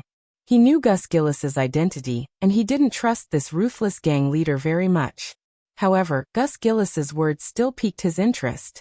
Sander was indeed fond of money, but what he liked the most was the position of the highest officer of Labor Camp 1319. It was because he was well aware that as long as he could sit in the top position of the prison, it would be tantamount to a lot of money flowing into his pocket. Go. After careful consideration, Sander gave Gus Gillis an answer. At noon the next day, in an inconspicuous cafe in a remote neighborhood of Bat Yam, Sander met Gus Gillis, who had arrived ahead of him. After sending away the two trusted subordinates who had followed him for many years, Sander sat in front of Gus Gillis alone. He lit up a cigarette and asked while smoking, "Mr. Gus Gillis, I like straightforward people, and I like dealing with honest people even more. What exactly do you want from me?" "Don't worry, Warden Sander." Gus Gillis lightly smiled and said, "It's naturally a good thing that I'm looking for you. It's just that I'm not the protagonist who needs to meet you today. I'm just looking for you to act as a middleman for him." Sander slightly furrowed his brows and asked in a deep voice, "Who is he?" "It doesn't matter who he is." Gus Gillis shook his head and said, "What's important is that he can give you what you want. For example, power and money." Sander fell into silence. He was getting more and more curious. Who exactly was this person? What was his purpose in coming here? He had been prepared to encounter danger this time. Even if the other party's request was too excessive, he must agree to it for the time being. At worst, he would just leave this coffee shop and refuse to acknowledge his debt. "I'm not late, am I?" Tan Xiao quickly arrived and spoke in fluent English. Gus Gillis immediately got up and introduced, "You're not late, Mr. Tang. Let me introduce you. This is Mr. Sander, the Deputy Warden of Labor Camp 1319. This is Mr. Tang, the protagonist who plans to cooperate with you this time." Tan Xiao shook hands with Sander, and then motioned him to sit. He then sat next to Gus Gillis and smilingly said, "I'm sure Warden Sander must be very curious about why I called you here. It's actually very simple. I want to make a deal with you."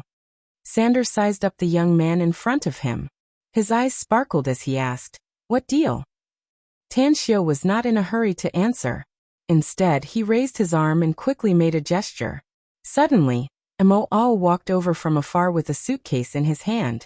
When he placed the suitcase on the table, he opened it and saw a suitcase full of US dollars. "Warden Sander, here's $1 million. Whether or not we can strike a deal today, this money is yours. Consider it a gift for our first meeting." Sander's expression changed. $1 million was not a lot of money to him. His net worth was more than $10 million. However, this action of Tang Xiao's gave him a trace of favorable impression. Just as he was about to speak, his gaze inadvertently swept across Mo's face. "Impossible." Sander abruptly stood up from the sofa and stared at Mo with shock in his eyes. "I haven't seen you for many years, Warden Sander," said Mo with a faint smile. "You've recovered from your injuries? I thought the Grim Reaper liked you and would take you away." Sander glared at Mo with cold killing intent oozing from his teeth. "You're wrong. The Grim Reaper doesn't like me, so I'm very lucky to live until now. I still remember that you stabbed my left chest with a dagger back then. If it wasn't for the position of my heart being slightly different from an ordinary person's, I'm afraid I would have died in your hands. We were also trying to survive back then, and you were our enemy," said Mo smilingly. "But now, my boss wants to make a deal with you, so we're no longer enemies. I like the saying that all the hustle and bustle in the world are for benefits, and all the hustle and bustle in the world are for benefits. There's no eternal enemy in this world, only eternal benefits. What do you think?" "What I want to know the most now is how big the benefits are," said Sander in a deep voice. Tan Xiao waved to Mo, motioning him to wait at the side. Then he smilingly said, "I didn't expect to have some relationship with Warden Sander. It should be said that no discord, no concord? As for how much you want to know, that will depend on your guts." Sander sat down again and asked, "Tell me more clearly." Tan Xiao shook his head and said, "What I can tell you now is that as long as you're courageous enough, the currency of our deal should be in hundreds of millions, with the word US dollars added behind it." 100 million?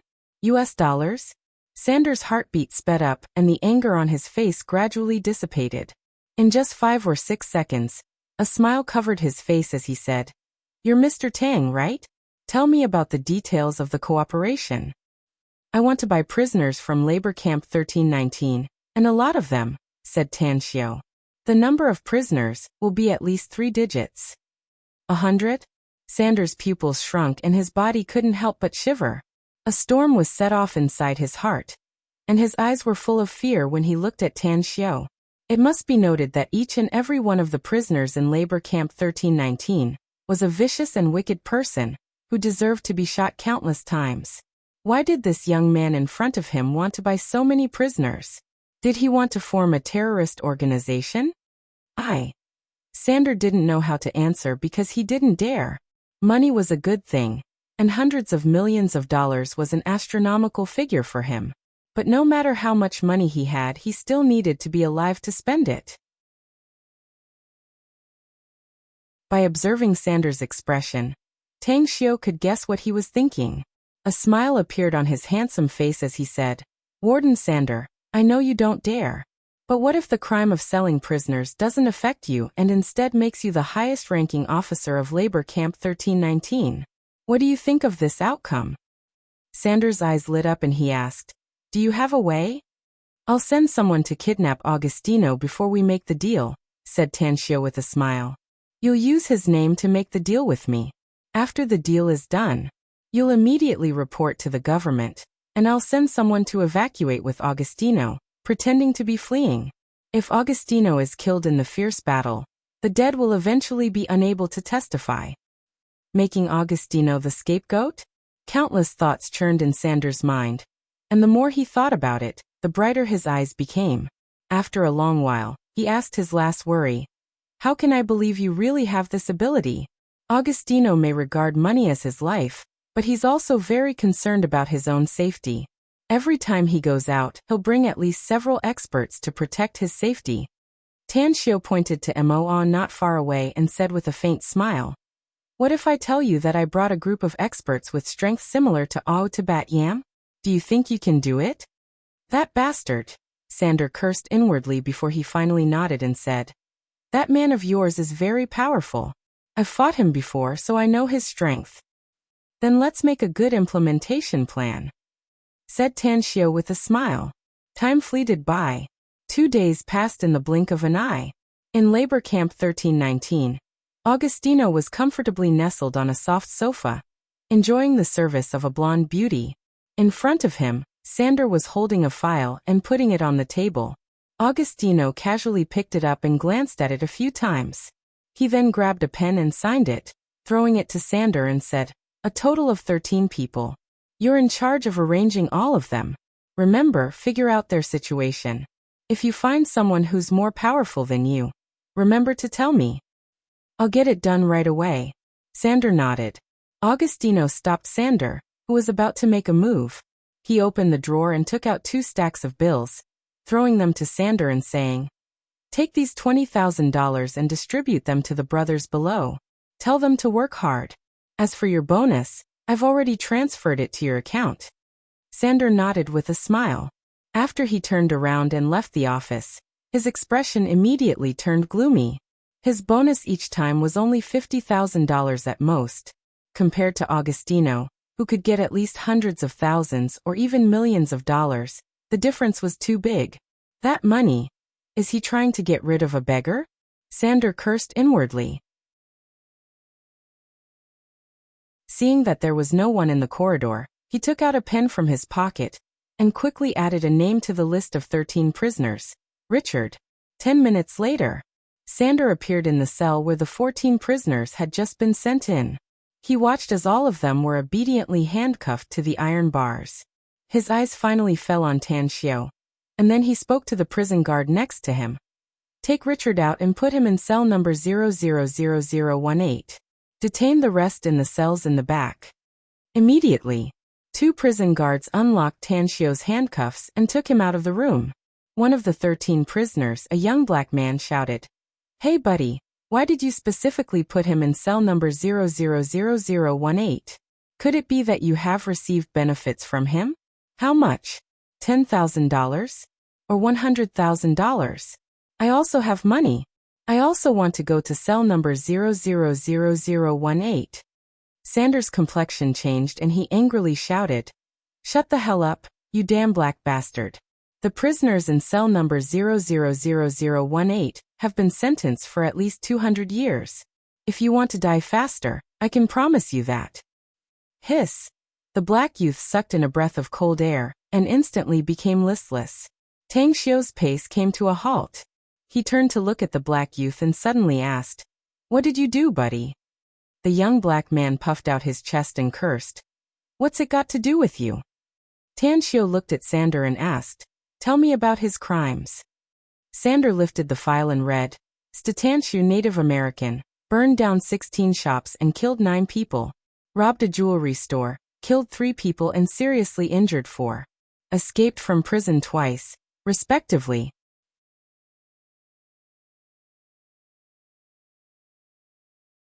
Chapter 807.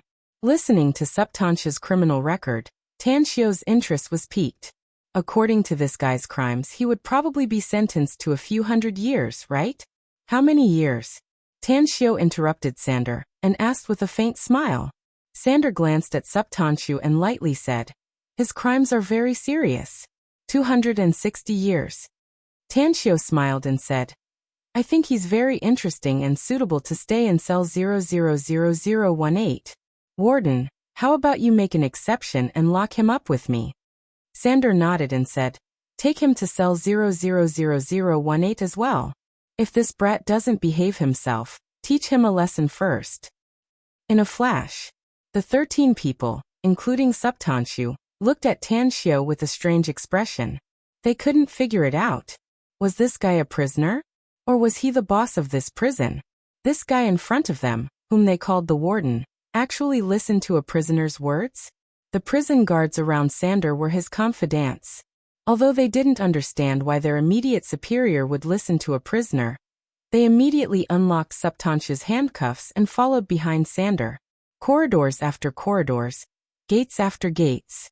The further they went inside, the more guards there were, and the tighter the lockdown became.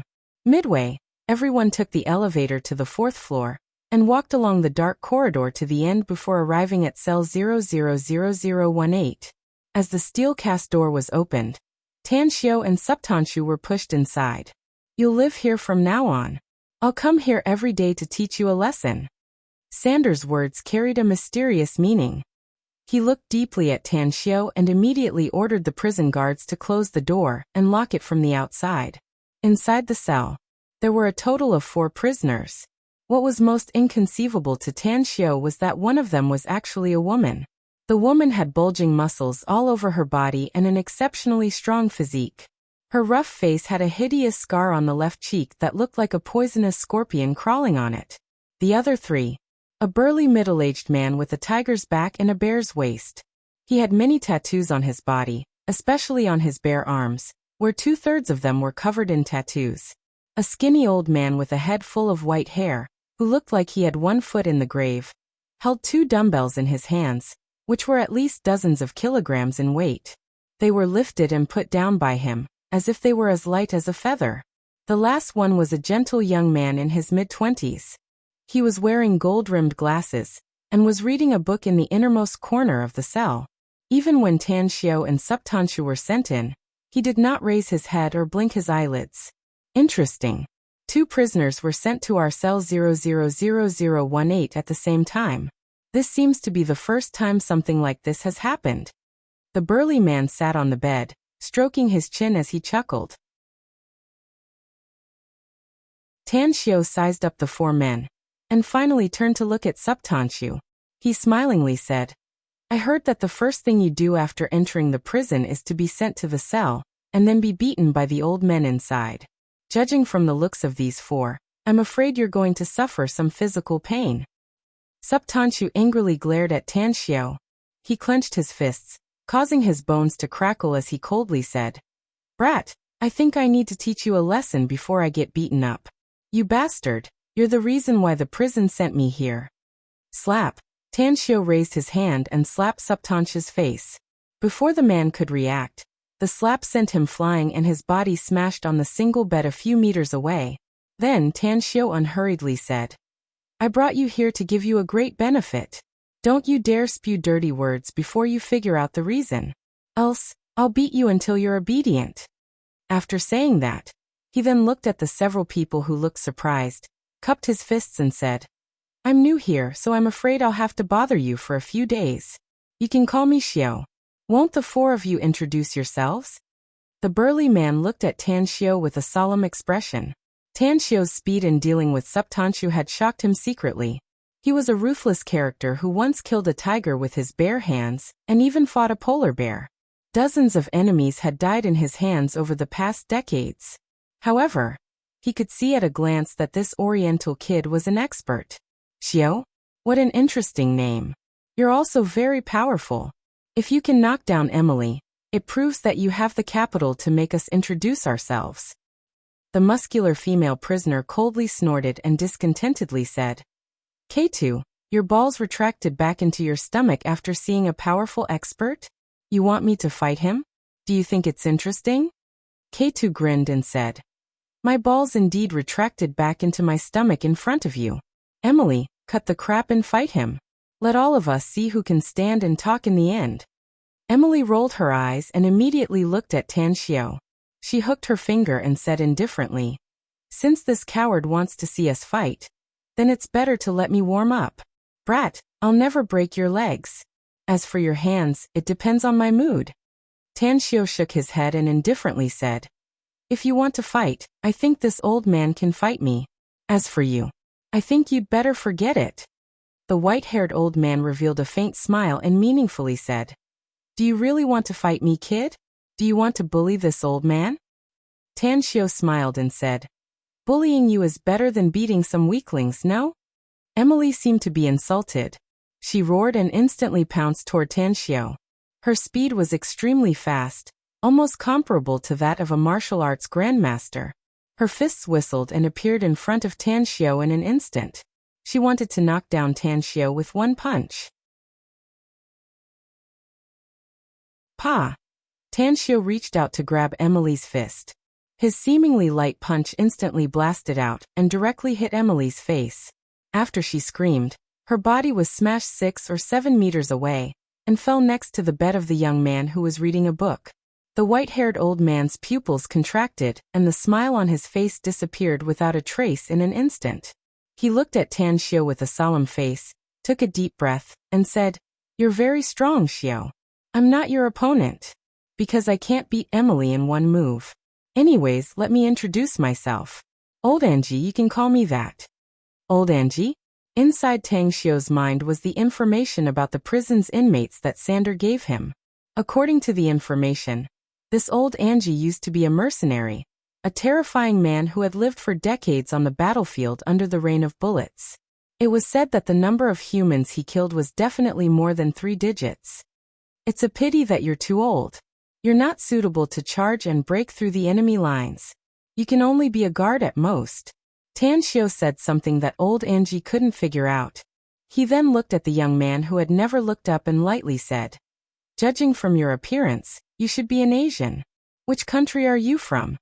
The young man looked up for the first time. His fingers pushed the frame of his glasses, and then gave Tan Xiu a shy smile. Zhang Xiaohua from China. Zhang Xiaohua?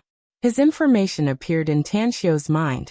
The world's top hacker once wrote the most terrifying network virus Spider, which caused a European country's network system to be paralyzed for 4 days and indirectly caused billions of dollars in losses to that country. The information also showed that he should have a special ability, because in the only time he killed someone, he killed 29 people with his bare hands, and then when he destroyed 16 buildings, he injured more than 140 people. Can you show me your special ability, Zhang Xiaohua? Tan Xiu asked in Mandarin. Zhang Xiaohua looked suspicious. After putting down the book in his hand, he leaned against the corner and looked at Tan Xiu, asking, You're also from China? That's right. Tan Xiu nodded. Then how do you know that I have a special ability? Zhang Xiaohua asked curiously. I've seen the criminal records of every one of the 1,260 people in this prison, including you, said Tang Xiu. Zhang Xiaohua stared blankly and asked with a confused expression. It's reasonable to say that the prison's criminal information is top secret. I'm afraid that only a few people can see it except for the prison's highest officer. I used the computer network to invade the prison's network system and read the prisoner's information. Are you also proficient in the network? Are you a hacker? I'm not a hacker and I'm not proficient in the network. Tan Xiu shook his head. I think you're a talent, and it's a pity that you're staying here. Maybe I'll tell you the reason if you can get out of this prison. After saying that, seeing that Zhang Xiaohua had no intention to show his special ability, he didn't bother to pay attention to him anymore. After turning to look at Subtanshu, he sneered and said, "Just stay here and don't cause any trouble for me. Else, any one of these four can teach you a lesson." My grandma once told me that a wise man knows better than to fight when the odds are against him. Subtanshu slumped to the side and leaned against the bed leg as he spread his hands and said. Tanxiu nodded with satisfaction. He then turned around and walked to the cell's door. He fiercely kicked it, leaving a shallow footprint. A few seconds later, 2 prison guards rushed over.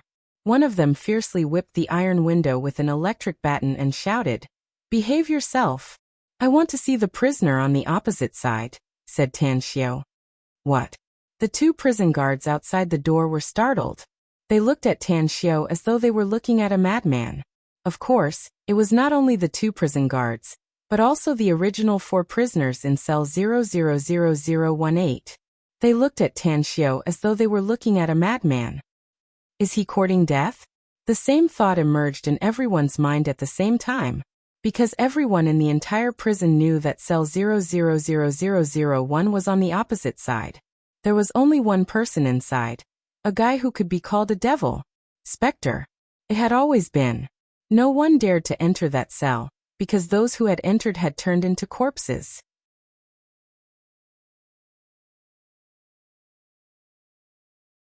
Chapter 808.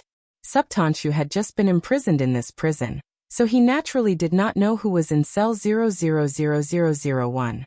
Looking at the dull expressions of the prisoners, he asked loudly, "Why do you have such expressions? Do you think Xiu can't get out of here?" Old Angie glanced at him and said, "Every prisoner who is imprisoned here is like a bird with its wings cut off and a poisonous snake with its fangs broken. They have completely lost their freedom. Xiu is joking. He can't get out of cell 000018 before it's time for him to get some fresh air." Another reason is that cell 000001 is on the other side.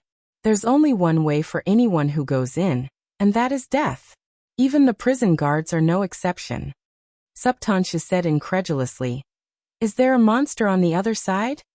Old Angie said, "It's not a monster, it's the devil." Tanxiu laughed involuntarily. "To tell you the truth, I'm afraid of everything except the devil. The 2 of you, please open the cell door. I want to go to cell 000001 on the opposite side to see that demon." The 2 prison guards had received Sanders' order to allow Tanxiu to walk around the prison, so they whispered a few words to each other. One of them took out a key, opened the cell door, and said, "If your body is thrown out of cell 000001 by the devil, we will collect your body." Tanxiu couldn't help but smile in response. Under the dumbfounded expressions of the other prisoners in the cell, he strolled out of the door and directly entered the cell opposite him after the door was opened. Cell 000001 was very large, at least 50 square meters. There was only one bed inside, and it was of very high-end Siemens. In addition, there were all kinds of appliances inside. It was more like a small living room than a prison cell. In the cell, the ghost was lying flat on the bed with a book covering his face. It was unknown if he was asleep or not. Tanxiu walked over, grabbed a chair, and sat down directly 2 or 3 meters away from the bed. He then crossed his legs and picked up a half-open pack of cigarettes from the table. He took out a cigarette, lit it, and took a deep puff. As the smoke came out, he shook his head and said, "This cigarette is terrible. It's very choking." The ghost's fingers twitched, but then he calmed down again. However, the indifferent voice came from under the book. "Choking smoke can let people know that they are still alive. Cherish every puff of cigarette, because no one knows if you will be able to smoke another puff after this puff." Tanxiu couldn't help laughing. "Why do I feel like you're not the famous devil Spectre from the legends, but more like a philosopher?"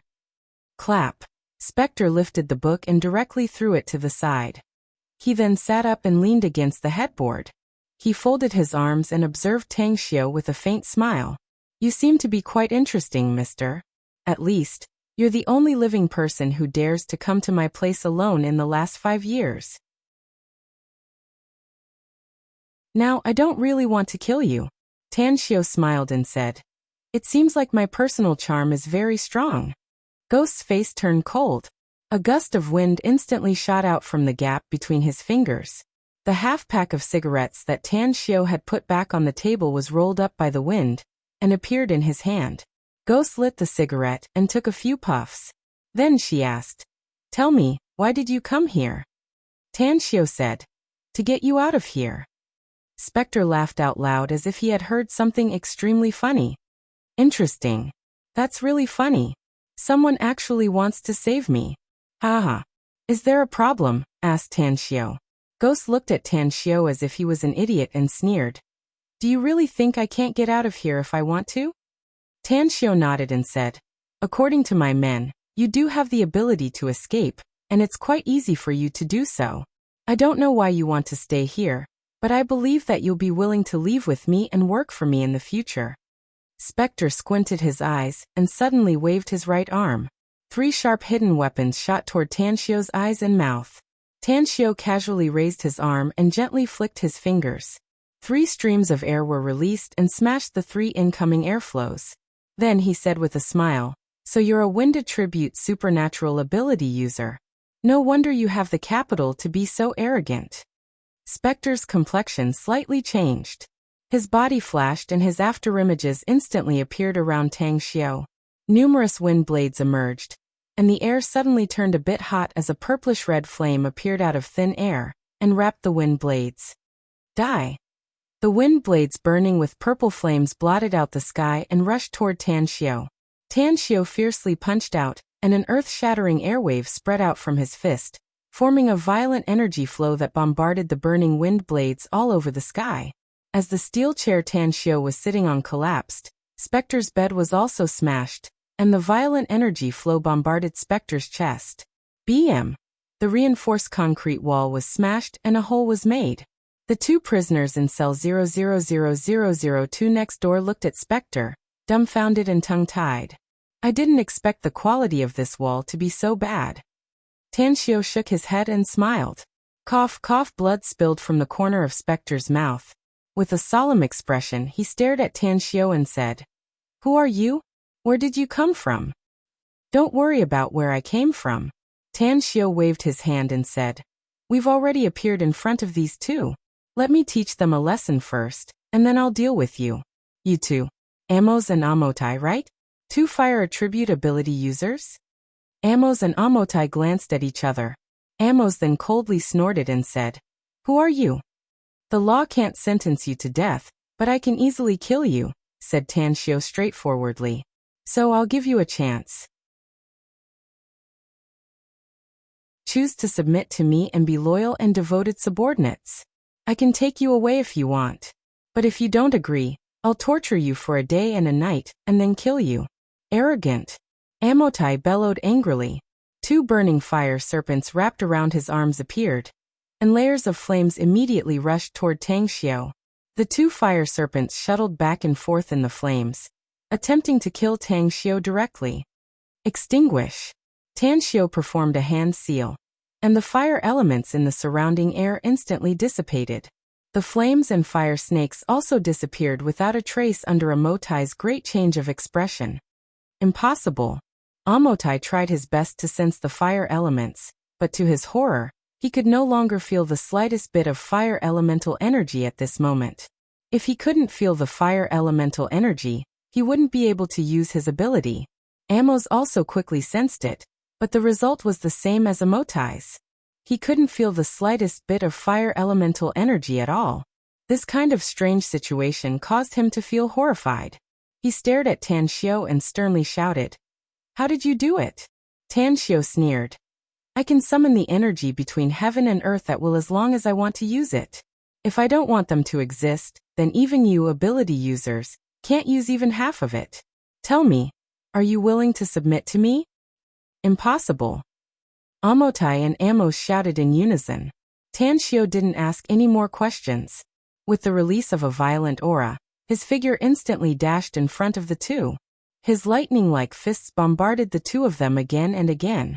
Although the 2 of them didn't have any abilities and were very strong, They were unable to fight back against Tan Xiu's attacks.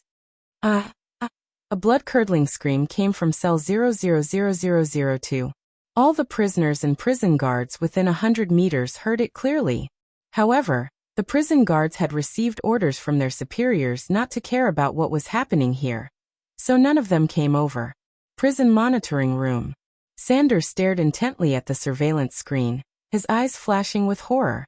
Others might not know the strength of Amos and Amotai, but he was very clear about it.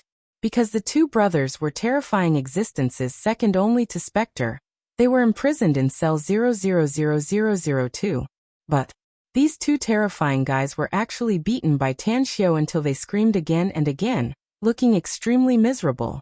This made him look at Tan Xiu's figure in the surveillance video, as if he was looking at a monster. Warden, is this guy the devil? How can he be so powerful? A prison guard asked with a face full of shock. Sanders suddenly narrowed his eyes. He instantly pulled out a sharp knife and fiercely pierced the prison guard's heart. The two prison guards behind him suddenly killed the other two people in the monitoring room. In just a few seconds, all three prison guards in the monitoring room were killed. Call our people over. Keep a close eye on this monitoring room. No matter what happens in the surveillance video, don't let outsiders know, Sanders solemnly exhorted. Understood. The two prison guards immediately nodded. In cell 000002, Tan Xiu violently beat up Amotai and Amos for several minutes in one breath. Only after the two were riddled with scars did he stop. He kicked them to the corner and coldly asked, "Tell me, are you willing to pledge allegiance to me in the future?" The two did not answer because they were unwilling to pledge allegiance. "In that case, I'll continue to beat you. Don't worry," Tan Xiu said. "You have a day and a night to endure my beatings. Even if you are two pieces of steel, I will still beat you into steel juice." "That's right, I forgot to tell you that you won't be beaten to death by me in this one day and a night, because one of my identities is a powerful doctor." As his voice faded, Tan Xiu beat them again, even using his hands and feet. A few minutes later, he kicked them to cell 000001 next door. Spectre, on the other hand, frowned as he watched Tan Xiu brutally beat up Amos and Amotai. All kinds of thoughts kept flashing in his mind.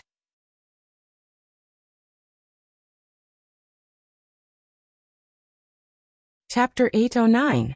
Spectre never thought of himself as the world's most ferocious man.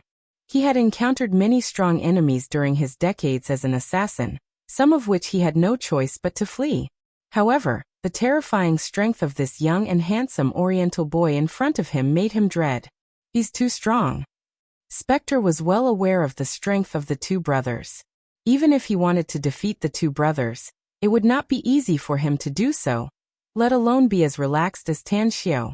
Suddenly Tan Xiu, who was beating up Amos and Amosai, turned to look at Spectre and asked, "Don't you think it's a bit boring to only rely on punches and kicks to beat them up?" Spectre narrowed his eyes and indifferently said, "It's indeed boring." A smile appeared on the corner of Tan Xiu's mouth.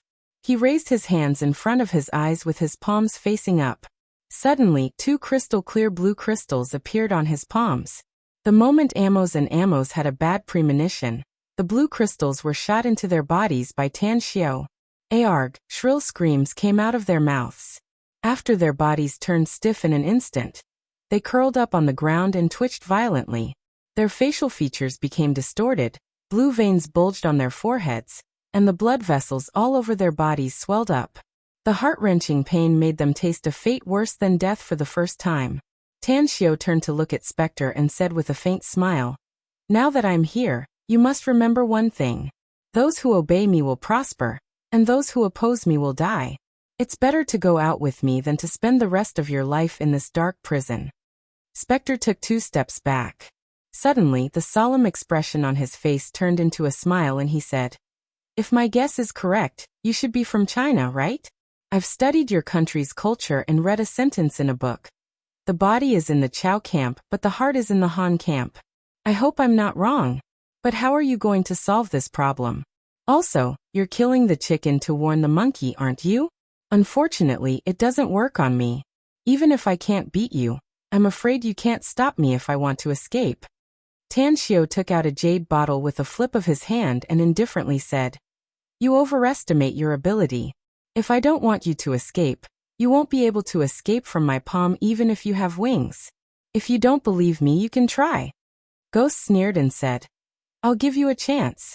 If you can catch up with me, I can choose to leave this place with you and see the outside world. Finished. A bolt of lightning flashed in his hand.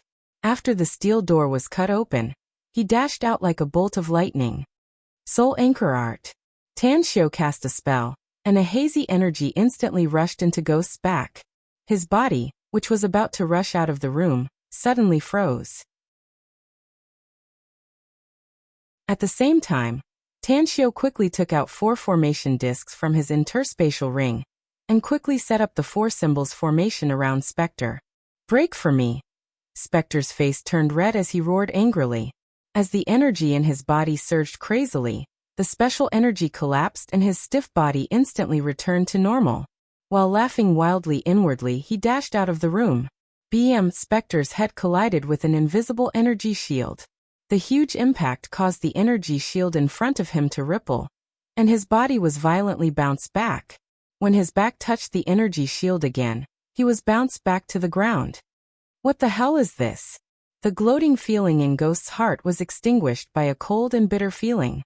He instantly bounced up from the ground, and turned to look at Tan Xiao in disbelief.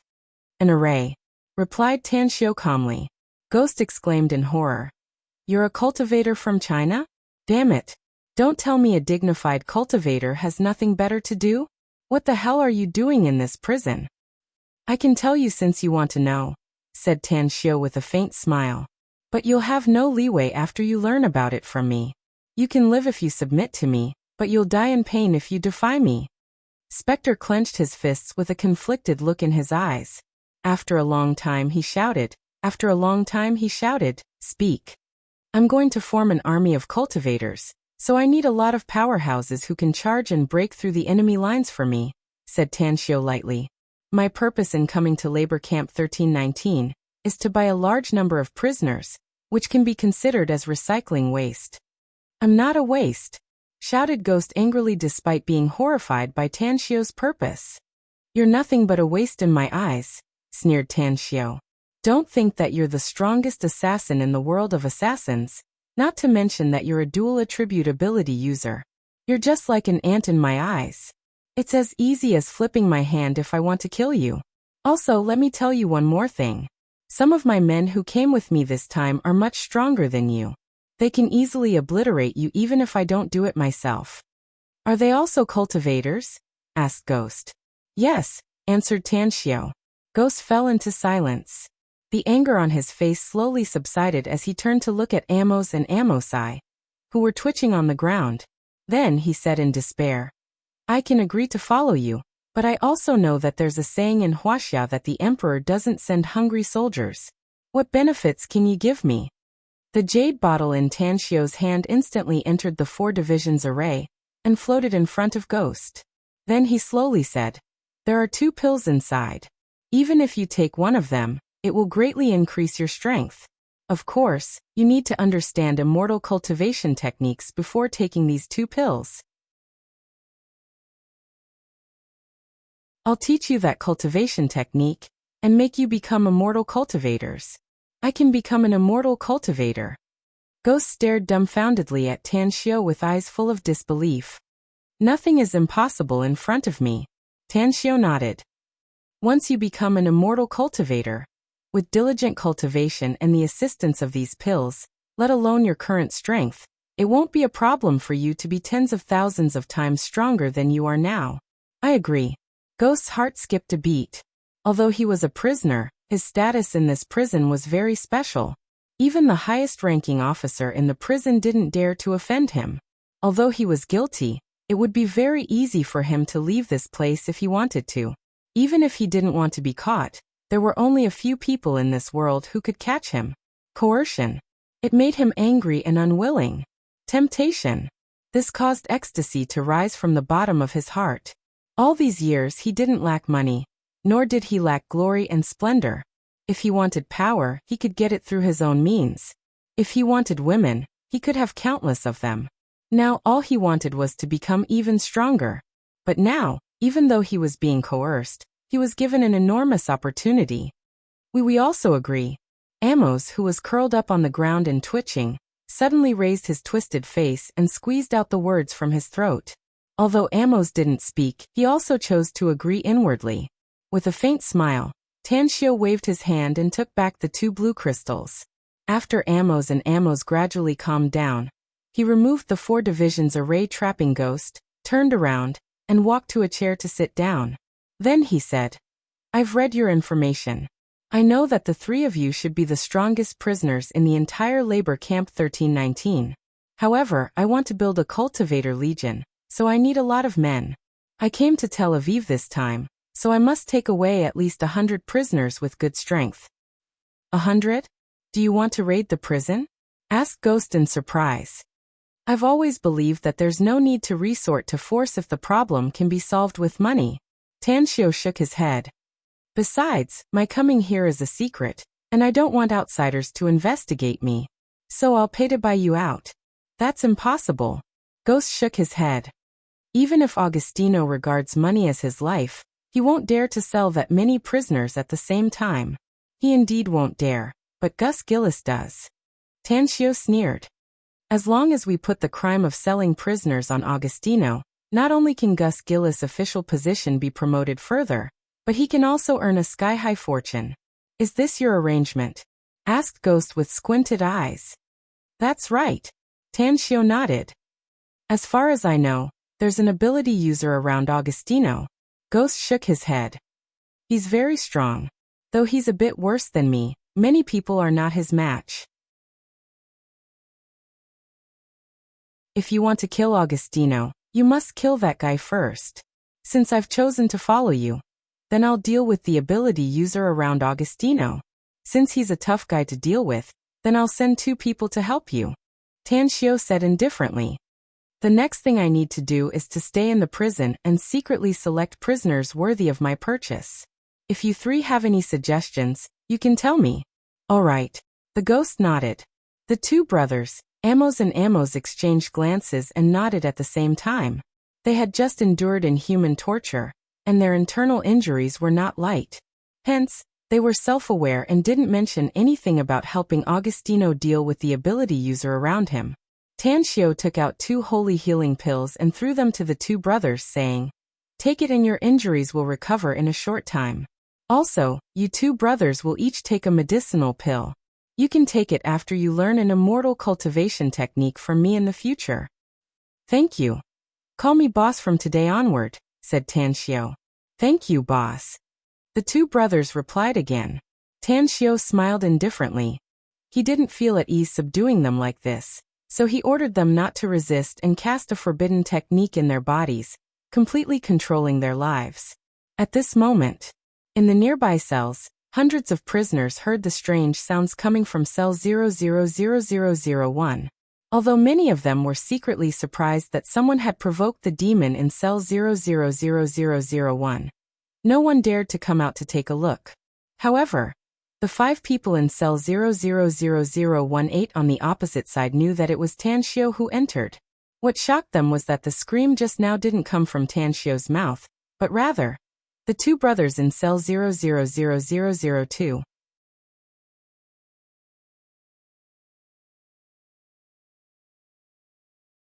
Chapter 810. For 3 days, Tanshio stayed in the prison and met with the prisoners. After learning about them, he finally drew up a list of 100 prisoners. However, after recalling Yuan Ye's request, he finally decided to pick some more. In any case, he had to make a big move this time. It didn't make much of a difference whether he picked 100 or 200 prisoners out of a prison of 1,000 or 2,000 prisoners. The subsequent selection of prisoners was much faster. On the 5th day after he entered the prison, he had finalized a list of 200 prisoners. In cell 000018, Tanshio read the list in his hand, and then looked up. His eyes swept over old Angie, Emily K2, and Subtanshu in the cell before finally landing on Zhang Xiaohua and lightly asked, "Have you thought it through? Do you want to go back with me?" Zhang Xiaohua still looked as indifferent as ever. Even though he learned that Tan Xiu wanted to buy 200 prisoners from the prison, he was only a bit surprised. He gently raised his hand to push the frame of his glasses and calmly said, "There's no difference between going out and staying here for me. I've already gotten used to living here, so why should I go out?" Tan Xiu was silent for a moment. He then shook his head and said, "It's really a pity that your heart is dead at such a young age. I won't force you since you don't want to go out." Zhang Xiaohua didn't speak again, and his eyes fell back on the book in front of him. A disdainful look appeared on Subtantia's face and he shouted, "I think he's out of his mind, boss. He doesn't enjoy the outside world and wants to stay here to suffer. I think he's just a fool." A cold glint flashed in Zhang Xiaohua's eyes. A dazzling white light shot out from his fingers and instantly pierced Subtantia's right shoulder. "Ouch! My arm!" Subtantia screamed and instantly covered his shoulder with his left hand. He could clearly feel the stinging pain. He could no longer lift his right arm, and even lost all feeling in his entire arm. A glint flashed in Tan Xiu's eyes. He just sensed a true essence fluctuation coming from Zhang Xiaohua. "Cultivators?" Tan Xiu narrowed his eyes and quickly grabbed Subtantia's right arm. As his fingers moved, a sharp silver needle shot out from his right arm and was caught between Tan Xiu's fingers. "Are you a martial cultivator?" Zhang Xiaohua looked at Tan Xiu in surprise. He then smiled and said, "I didn't realize that you're also from Wuxia. Since he can even subdue specters, he should also be a cultivator." Tan Xiu took a step forward and appeared in front of Zhang Xiaohua in an instant. As his fingers suddenly extended toward Zhang Xiaohua, the two of them exchanged dozens of blows in an instant. "Don't move," Tan Xiu growled. When he finally sealed Zhang Xiaohua's arms, he pressed his fingers on his shoulder. As the chaotic energy surged into Zhang Xiaohua's body, Tan Xiu's eyes revealed a look of surprise. "Golden glaze body? Half-step golden core?" The moment Tan Xiu released Zhang Xiaohua's arms, he spat out this sentence with a solemn expression. Zhang Xiaohua's expression suddenly changed. The moment his arms regained their ability to move, his figure flashed 7 or 8 meters away. With his back against the wall, he stared at Tan Xiu and said, "Who the hell are you? How can you see through my physique and strength?" "I once met a guy with a golden glazed body," said Tan Xiu. "But it's a pity that he died in the hands of some terrifying existence before he could grow up. As for your cultivation, it's just a joke in my opinion, even though you're only a step away from breaking through to the golden core stage." Having said that, a jade bottle appeared in Tan Xiu's hand out of thin air, and he spoke again with a faint smile. "This is the nascent breaker pill I refined. It's the best auxiliary pill for a nascent soul cultivator to break through to the spirit formation stage. If you're willing to submit to me, leave this place with me and work for me in the future, this nascent breaker pill is yours." Zhang Xiaohua was aghast. He stared at the jade bottle, and his body slightly trembled. He hadn't even reached the golden core stage, let alone the nascent soul stage and the spirit formation stage. But the appearance of this nascent breaker pill still set off a huge wave inside his heart. "Who the hell are you?" Zhang Xiaohua struggled to move his eyes away from the jade bottle and looked at Tan Xiu. "You don't need to know who I am," said Tan Xiu with a smile. "At least you don't need to know for now. You just need to know that it'll be easy for you to break through to the golden core stage, nascent soul stage, or even the spirit formation stage if you follow me. It's not impossible for you to ascend to the immortal world in the future, if you have the aptitude." "Ascend to the immortal world?" Zhang Xiaohua exclaimed in alarm and immediately shouted, "That's impossible. Who on earth can ascend to the immortal world? I don't think there's even a nascent soul cultivator, no?" "That's your ignorance," Tan Xiu sneered. "I don't know who your master is, but I can tell you clearly that there's nothing impossible in this world as long as I, Tan Xiu, am here." Huff, huff. Zhang Xiaohua's breathing turned a lot more rapid and numerous thoughts churned inside his mind. Although he had nothing to worry about now and was disheartened by the death of his last family member, Tang Xiu's description made him see a little bit of a goal, a hope that he could make progress. After a long while, Zhang Xiaohua took a deep breath and asked in a deep voice, "Last question. Why do you want to buy so many prisoners?" "To form an army of cultivators," answered Tan Xiu.